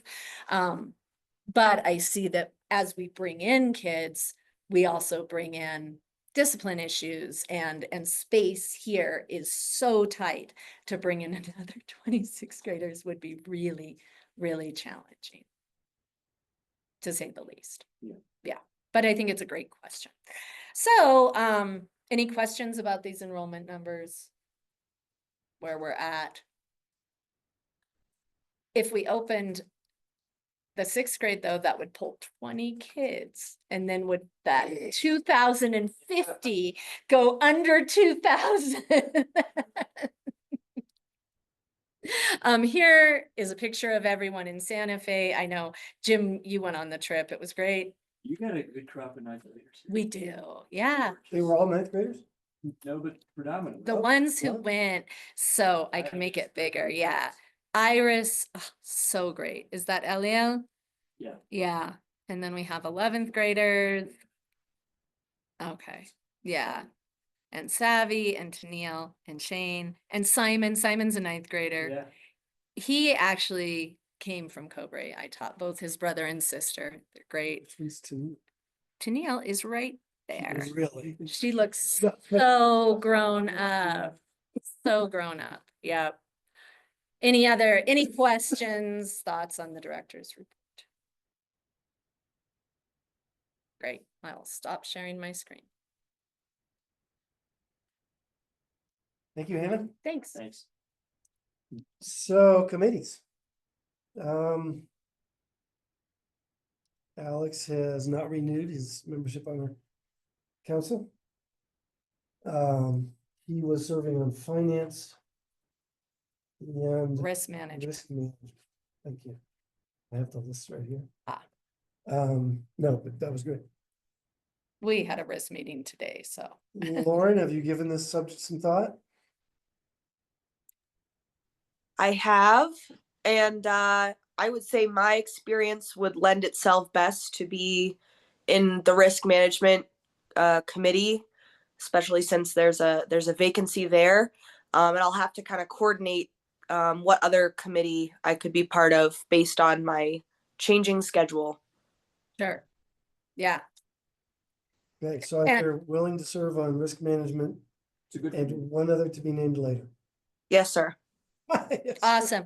So Lauren, just to let you know, right now we have a planned trip to Mexico for the seniors next month. And that's why we've been meeting as sort of a small risk management committee every week right now, just like, where are we? What are we going to do? And so I will invite you to the next one of those meetings. And Will was actually here today and he got to come. He wasn't going to, but he can fill you in if you want to ask him about where we're at with it. Okay, sounds good. Thanks. Well, thank you. I'll be happy to have you on there. I will appreciate your expertise. The other pressing matter is the finance committee. That's really pressing. And Alex Tager is, dealing with her actual job. What is she on right now? Yeah, that's what I was looking for. This is organized by committee, not by person, but I see Alex's name on school advisory committee. Right. She is on SAC and they're doing really good work. Lauren, can you just join finance? Yeah, because she was talking about development. I remember that in a minute. She was talking about the big celebration. Yeah, and we've joined development and SAC. That's why I don't have it. Yeah. Oh. So it is now one committee because they're doing a whole lot of the same stuff. And it was one place we could actually get rid of a committee. But so Lauren, really, can I just ask, would you just be on finance? Is that okay? When do they meet? We're gonna be meeting outside of the schedule because of the current budget situation. So we're going to be meeting at least bi-monthly, but usually, there we go. No, I wasn't Semi-monthly. picky, just to clarify. Yeah. Twice a month. Twice a month. Twice a month. Usually they meet we meet before the governing council. It was like 2 o'clock the day before or the day of. Yeah, well, we needed to change that. It Yeah. was the day of for a while. Yeah, so we can change it, is what I'm saying. Finance committee is me, Harry, another GC member, and the business manager and the office manager. And it's just to understand the whole business report, to report to the GC, and then there's a larger finance committee that actually just needs to meet like quarterly. Quarterly is what we said. Yeah, I would say that my experience does not lend itself as much to the finances, but if that's where I need to be, I will do that. Why don't we see what Alex Tager says? She is currently on audit committee, which is not a time intensive committee. it is not. say So the least. SAC is her only committee? As far as I can tell, Okay. There was a time we had audit / finance. Mm. it's not allowed. Statute clearly requires two different committees. I know. It's but good we- you're two training, different Harry. committees, same people. Me, I think That is the way- that's bad practice. That is the way it is on most. To councils. some extent, the audit committee really should be able to objectively evaluate the finance committee's work. But when you're limited to so few people with so few little experience in those fields, it makes sense to have a duplicate of people doing both audit and finance. I understand what you're saying, Harry. I'm not disagreeing with you. I'm just saying that get some more governing council members. Well, that's on here too. That's all. We So- absolutely need to get more. Yep. But I think Alex would agree that finance is crucial right now and audit is not. And I would- sensing some reluctance on Lauren's part. Well, and I would say Alex has more historical knowledge, having been on the GC for so long now. If she wants, so it's up to them. I don't care. I just want somebody on it Yeah. because we need somebody to talk to. It sounds like we should not be considering Sebastiano Well, for a while. just- We can. I don't know. It's such a horrible, long story. Poor guy. I don't know. Hopefully things get resolved for him soon. It doesn't mean he's gone forever. It just means right now he is just, they're in a crisis place. Okay, so hopefully we'll address that soon. Okay, that sounds good. As far as committee reports, I got the following from Ally about the curriculum committee. They have decided on the skills and experiences they want a graduate of Charter of Alder Leopold to have. We've heard them say they're working on this for a long time. 1, active reflective learners. 2, stewards of the natural environment. 3, resilient, open-minded individuals. And 4, considerate, collaborative community advocates. Yeah. Anybody want to shoot any of those down? No. Don't you dare. Took us 2 years to come It's up. a very, I wasn't at the last meeting, because I was up in Santa Fe. I like us to have actionable definitions, like. This is something that is like a little, it's a way to say, here are the things we do, how we get there. And we're coming up with a whole visual for this. And there were so many mixed metaphors, but the pillars that allow us to get to that are different. That's what's actionable. This is the final result. The final result is simple and clear and direct. How we get there, the pillars is something else. And that is a long. Say that's the part I'm interested in. Yeah, the yeah. Pillars part. And now Fiona would like those to be, to be trees. And somebody else would like, I'm like, okay. we're Okay, all right. We're done. not gonna go down that path. Okay, and from the School Health Advisory Committee, Nurse Gomez reported that on April 7th, they're planning to review the behavioral risk survey for the year from 4 to 5 p.m. right here. And council members are invited in case they wish to hear about that. And we've already done the finance committee. Yeah. I just have to stand up. for a minute, Sure. Sorry. Sorry, April 7th, 4 to 5. Yep, April 7th, 4 to 5, review the BRS. Is this with parents and staff and whoever? I don't know what their plan That is. is not what it sounded like to me, but maybe it's in this room, so possibly. In the That's what- past, I know we have. I Mhm. do not know what they've done. Shaq has been sporadic since your departure. Doesn't even see me standing up.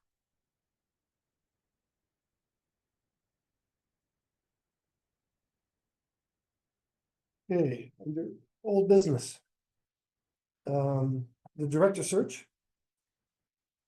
After saying that, we should hire HY or a firm. a firm and then having HYA be the only one that Yeah. was willing. And receiving from them a proposal and verbally saying looked good. We have not signed the proposal, and I've asked Hannah to hold off on signing the proposal because of our financial crisis. The baseline of the proposal was $12,000. As Jackie knows, is Jackie still on with us? I don't know, but Jackie. Yeah, Identify- I'm still here. Something yeah. like 6,000 more. Well, the base was 12,000, and then in really fine print, we just it would have come out a whole lot more because they were going to charge for every in-person meeting 2,500 plus mileage plus lodging, plus the any advertising that would be done on our money. That's fair. Thank you for catching that, Jackie, and I apologize that I didn't. Me too. So that's on hold and, we have still the opportunity, since we have not signed a contract, to call it off and to say, we, think we can do this ourselves. And within that, there's an option of an all-out search or an internal posting. And if a qualified candidate comes forward, then internal hiring. So this is actually the subject I wish to discuss under limited personnel matters, is to take that generic statement I just made and apply it to specific people. A closed session can only be about specific people, not about policies or general HR approach. So the discussion about whether to go forward with the HYA contract, that's a public matter. So I'm curious if either of the board members here with me have an opinion about that based on what they've heard so far. About HYI. Yeah, HYA. Yeah. I don't think that's the ideal expenditure of, I mean, things are tight. 18 grand was the outside, sort of the outside actual cost of that. I don't think that's money well spent, given our situation. Lauren, do you want to offer an opinion? I generally concur with Jim. There you I go. do too. Me too. What Jim said. Hilarious. So, this was in your hands. This was never anything we voted on. It's a small enough contract that it's up to you, but It is up to me, you've but you heard guys had, our yeah. feelings. Yeah, great. Then my personal feeling, and I spoke with Dr. Smith about it, and he said he thinks it's a too big of an expense, given that we have an internal candidate who's interested.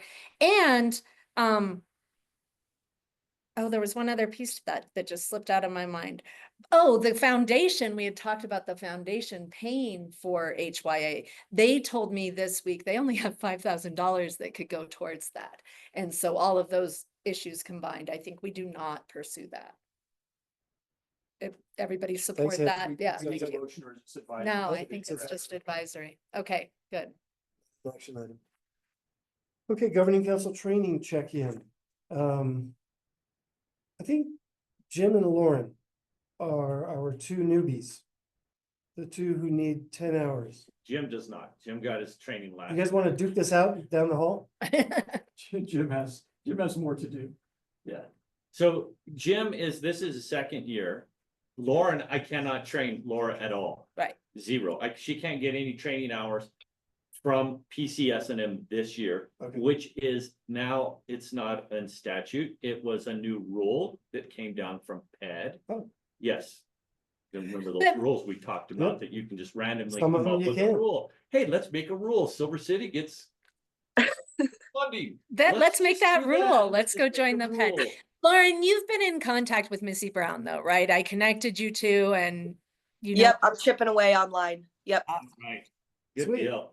And then Kelly Callahan, who is very interesting and very knowledgeable. If you She's can, awesome. yeah, if you can get into any of her trainings, sorry, you can't get She Kelly can't. Callahan training. Jim I'm can. sorry, those would be like, that's right, Kelly with all of her experience. So that was a rule. Jim, I gave you your 10 hours of training for last year, because I sent you all the information and you and I discussed that briefly, and it was worth 10 hours. It was like, that's all. Okay, All right. This year, you're gonna get 5, Perry's 5, and then it'll be Alex Tager. Sebastian. And Sebastian. So when you four can get together, if not, I can just come and do this and you could still get your training hours. But like Sebastiano's not here and Alex left halfway through. Yeah. So, and I've been to 2 governing council meetings prior to this, and we could get your hours that way. It's only 5 this year. But there's probably stuff they want to know too. Yep. And so we can, but I know it's hard to get all 5 people together. It's obviously hard to do a governing council meeting. Not that's usually. scheduled. So only 4 of us should be able to handle it. Okay, so Right, Well, 'cause let's it's put a Alex T deadline. and let's put a Sebastian. deadline on when you can come up with a time that you want to meet and go through a train, because the year's gonna go by very quickly, and June 30th will be here before you know it. would be a 5-hour. The 2 of us can impose one, but it seems like we need to consult with Alex and I Sebastian. agree. So maybe just So we, Hannah could do an email thing and just not do a reply all. you know what? When you're discussing a meeting time and date, you are exempt from Open Meetings Act. We can have a conversation if the Okay. only subject I is did not Date know. and when time. we can meet. I didn't know that either. That's good to know. That is exempt because it's completely impractical Yeah, to say that Yeah. conversation has to be done in public, because you can't decide when to meet in public right. if you can't talk about when to meet. So that's in the Attorney General guideline. You can, you can discuss meeting time. Okay, February is no good for me. I'm heading up to, the whole month is gone after next week. Is it worth sending out a doodle poll? Those are- Yeah, let's do it by email. So you guys can do it yourselves. I don't have to because you're allowed to But talk are you- about it. That's right. When So you're you'll talking do it, Harry? 5 hours, like a down and dirty, let's get it done in one day, or would you spread it out with? I would 11 much hours? rather just do it all in one day, and Get it done. we'll schedule it for 5 hours, and And if we see, if it ends up being 4, we've already, We've all of us have already- already been with you at least. that's okay. correct. That's for sure. Yes. They actually probably only Yeah, have and 3 usually they I like have the to do. director there, but Hannah, since she's not going to be the director next year, there's doesn't necessarily need to be there. Pat, you're welcome to show up and be part of this, just so you can learn about this, so, I think it'd be a good idea. Should I include you in the doodle poll? Sure. You're interested in that? Okay, Harry, are you gonna take care of that? Yeah. Okay. thanks for asking. Do we need to discuss director's evaluation? Jim? No, I think No, that could I- have, we should that's have a whole taken that different- off. Yeah. That was an accident. That's like my appendix. I did one very quick question I asked, and Oh, yeah. is it, with a closed session, I assume that shouldn't go into to minutes. Correct. So I just said, it was like a 1-sentence summary that we did this, and You know what we did at the commission, and I assume we're supposed to do in all public bodies, is, and I should have done this when we approved the minutes. When we approve the minutes, usually the chair makes a statement that we had a closed session to discuss whatever that specific one was. There was no discussion Right. on any other subject, and no actions were taken. I'm supposed to say that. Yes. Okay, I forgot. Yep, that is correct, and no voting at all, Right. not even to go out of closed session, it just. okay. So, yeah, you don't record it, but you do say that they happen. Okay. All right. pretty soon now, I should be letting Alex know that she should head on back. Are Do you want me to prepared text her while you keep running Well, the I meeting? have a question for you. You Yeah. prepared to talk about the PEC requirement for the bylaws amendment? Sure, I can talk about it. I can too, I can help. You can both. Oh, yeah, Wayne can talk about Okay, it. I'll text her when we get to that item, because Okay. then we've got all of this other stuff together. Okay. So, we need a vice chair. Alex McKenzie was vice chair. We have with us here one secretary And one and chair. one non-committed. Um. Lauren is gonna be really busy. Yeah. Yeah. Do you Good. can I share your news with everyone? Do you want to? Yeah, no, that's fine. You can say it. Lauren's pregnant.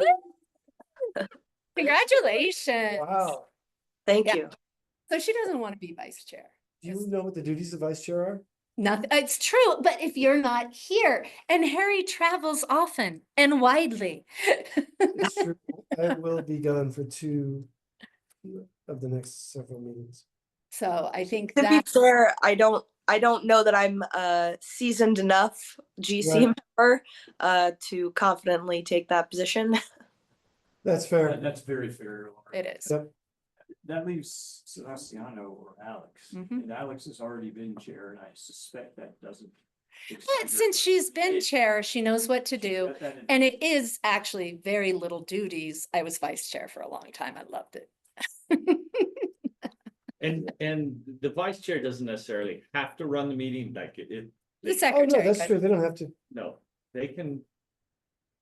they don't actually know what the duties are. I guess if I die, Let's not. then it's important. Yeah, given the budget, we.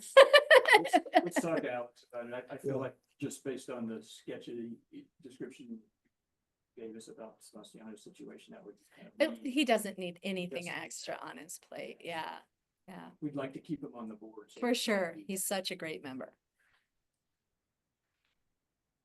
Okay, thanks. So, I don't know which of you wants to do this. It's the new travel and per diem policy. No, It's no, you. that's crossed off on mine. Didn't Oh, cross off on yours? no, We didn't, you didn't bring it? It's my, no, no, when they ask, is there any changes to the agenda? You can just say there's no. You don't cross it off. You just, like in the notes, just say nothing was discussed on it. But there is a I new need to table. it. travel and per diem policy on the agenda. It's me. See it. I need to table it Okay, because we're I've gonna been so table it. absorbed in the Right. money. But we just don't cross Is it off. have- that, and just so say, Oh my I gosh. Alex, I know that Jackie has been waiting to address that. Can we let her go back to her vacation? Poor Jackie. I'm still here. Oh, Yeah, I'm so sorry. So Jackie, you just heard that Harry tabled the per diem and travel policy. So go have fun, tell Cody happy birthday and thank you for coming. Thank you. So, we're gonna do it next meeting. I hope if he so, brings I it. Get my act Okay. together. I think he likes mine and he's just stalling because he really likes the ones that I came up with. I think you're right. You guys have a good night then. You Jackie, too. Bye, have fun. Jackie. Lauren, congratulations. Bye-bye. GM, the minutes should reflect that Alex Tager has returned. Okay. I didn't note her departure. I just said she was. You'll see it in the recording.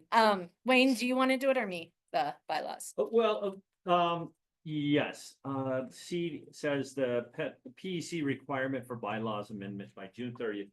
So what happened is there was a school in northeastern New Mexico where just they didn't really get along with the director well, so all the governing council members just quit. And left, All at once. all of them, just all 5 done, they were gone.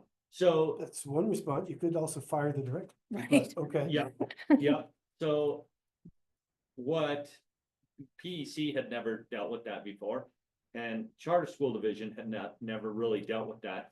So they didn't have any policy in place, so what they were gonna do is revoke the charter, which that word got back to the students of the school.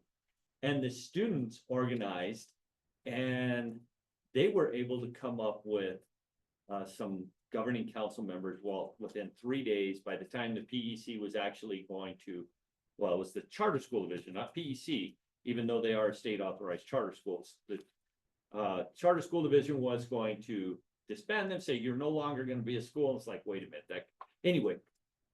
They did get their their governing council members together.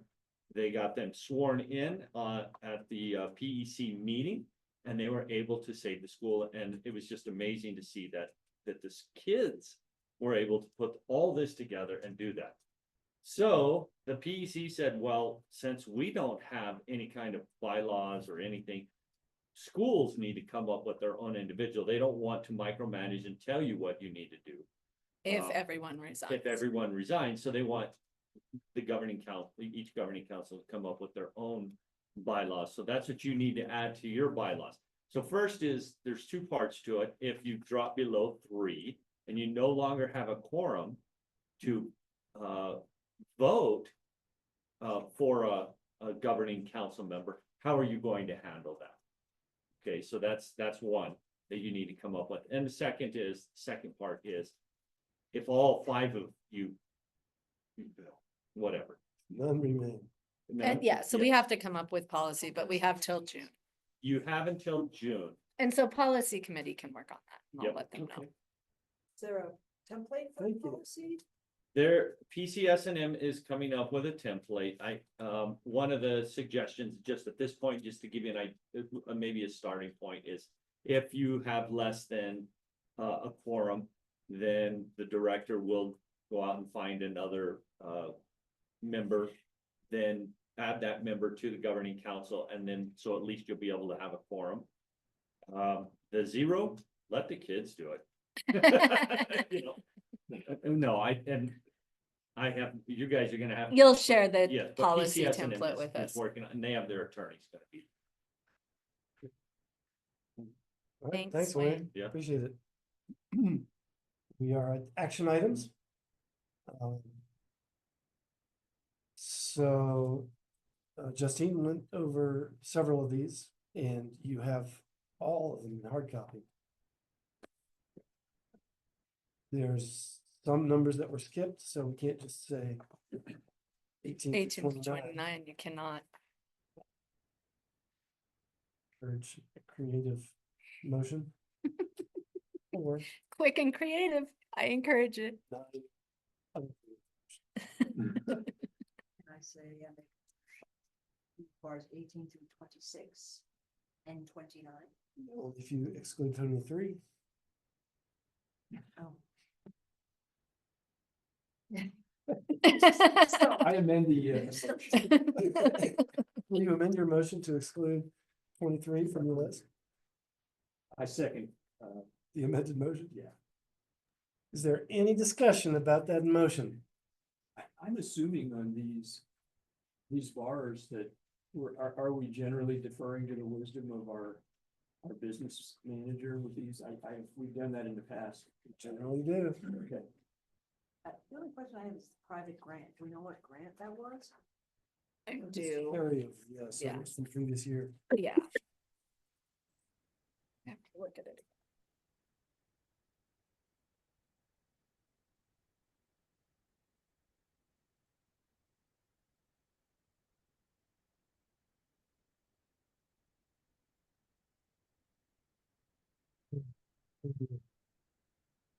They are tiny. I want to say back in the day, I made my own separate Word document. They never looked big. Honestly, I don't remember now, Alex. I'm sorry. Something that didn't use 13,500 of. Yeah. I don't remember that. Take a look at 29. This packet here.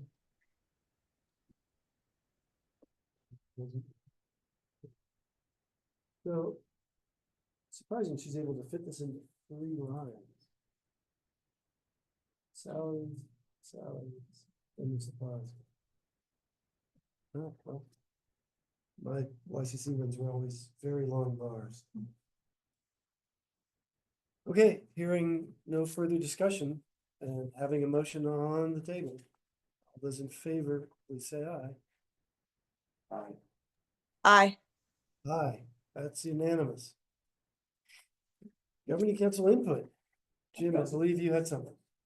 Um, My mind has been on many things late.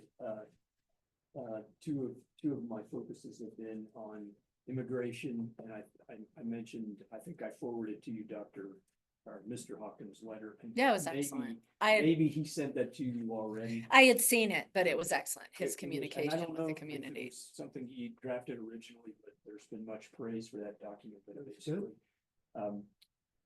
We met, I'm working with Indivisible, I guess official disclaimer, but last night we met with one of our Aldo grads, online. Bella Bjornstadt, who is working for the New Mexico Immigrant. Immigration Center, law center, Immigration yeah. Legal Center, and she, it was an hour-long, presentation, but I jotted these down because I thought it might be pertinent to some of our students. I don't know if we have any students whose families are contending with immigration issues now. And I don't know how, you know, how much of a priority this is for us, but this is just a little bit that might be useful. The Trump administration changed the sensitive location policy. That has been rescinded, in previous to that, schools, churches, hospitals, and courthouses were all places where you could not make an arrest. For somebody who might be violating immigration laws. If somebody comes to the school, they must have a warrant to see a student. And there are two kinds of warrants, and I didn't know this. There's an administrative warrant, which isn't enough to, for instance, demand that you bring a student to meet with the ICE agent. There's a judicial warrant, which is the real deal. And Bella stressed that these warrants they're very rare for ICE to show. They sometimes use kind of bullying tactics. I said, you don't have to respond to that. There's a recommendation that schools define a private space, which is like a safe space. And ICE can't enter without a warrant. Okay. So some businesses are starting this too, because they have undocumented employees, and they said, you can be in the room where people eat, you can't go in the kitchen, it's a private space. And Bella recommended that you train staff and have a plan in case this, and that, you know, if this is not a huge priority for the The school. public education department actually sent out a really excellent memo Okay. almost immediately, and I shared it with staff. So I think we know Okay. our general plan. This is did anybody drop one of these Yep, posters we off? have one posted Okay, good. upstairs. I figured so, because they've been.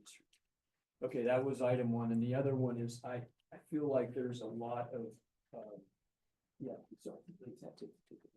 And I also brought along two of the little cards that are there, just as a sample. I know Chris has been making these up.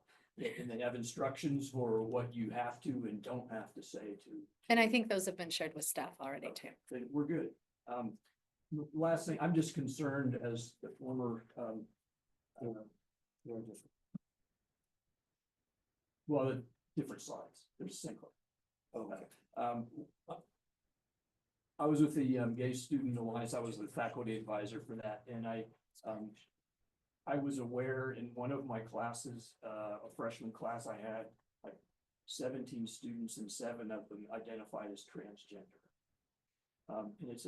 And I'm not gonna get into the various approaches to transition, but I feel like there's a lot of hateful vibe out there, and I think that it's something we need to pay attention to, supporting not merely transgender students, but LGBTQ students in general, because I feel like there's hostility out there. My guess is this school is a haven for students who identify that way. And I don't want to ever lecture you. I think you're very supportive of students of that, but I'm just wondering, do we need to do anything extra? Do we still have it's not even Gay Straight Alliance, it's gender. It's so funny because I can't we come changed it just the last year. Yeah. I'll ask Ally, but there is still a Okay. GSA. They meet regularly. I know that Ally has, and she is the faculty advisor for it. And that she has been accessing resources, especially from PFLAG lately. But that I can certainly ask her to take the temperature of kids there and ask them what they need. I think that would be a good place The school to, went through a pretty long, like a 2-year program with, that conducted research, about, really directed at lowering the suicide rate among gay, LGBTQ students, because it is, considerably higher than the general population of teenagers. And it's just something. we need to pay attention to. 100%. I agree with you, but my answer is I don't know, because I do think we do create a safe space, but not everywhere else is. And so what do you need would be a great question to start. I'll share that. Thanks, Jim. You at one point said schools can define a safe space. Is that something done administratively? I would guess, I mean, there was a lot of information coming at us fast and furious. I mean, Bella did a great job, but there's Yeah. just a lot out there and it Yeah. changes. And Bella offered to come down here and give a presentation to the school too, and to staff who are interested. Of course, she's welcome.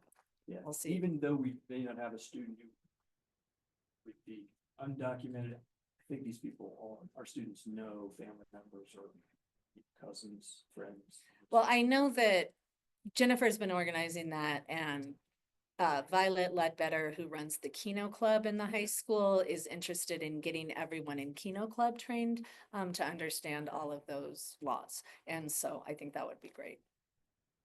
Keno doesn't refer to the gambling game. does it? No, it's a club that they started after doing the conflict awareness trip. It's a club that group runs on the border, helping cross-border relations, as well as Violet's doing a clothing drive right now to take down things like that. And so it's all border related issues and kids supporting other kids sort of thing. It's Is really great. Keno like by Keno? Like Maybe. Keno Bay? Maybe. Well, the school is in Nogales, right? Okay, Because that's we what it visited the was. school, it's It's a just it's a Padre Catholic school, Okay. Yeah. like Our Lady of Lourdes. Padre Keno. Yeah. Oh, okay, There's a father- right, There is a Padre Keno. yeah. Okay. Well, very Thank cool. you, So we Jen. have that. That's great. You do. She's so awesome. Any other governing council input? Okay. In that case, we will be moving on to closed session. I'm gonna stop the live stream and stop recording. Thank you. Mhm.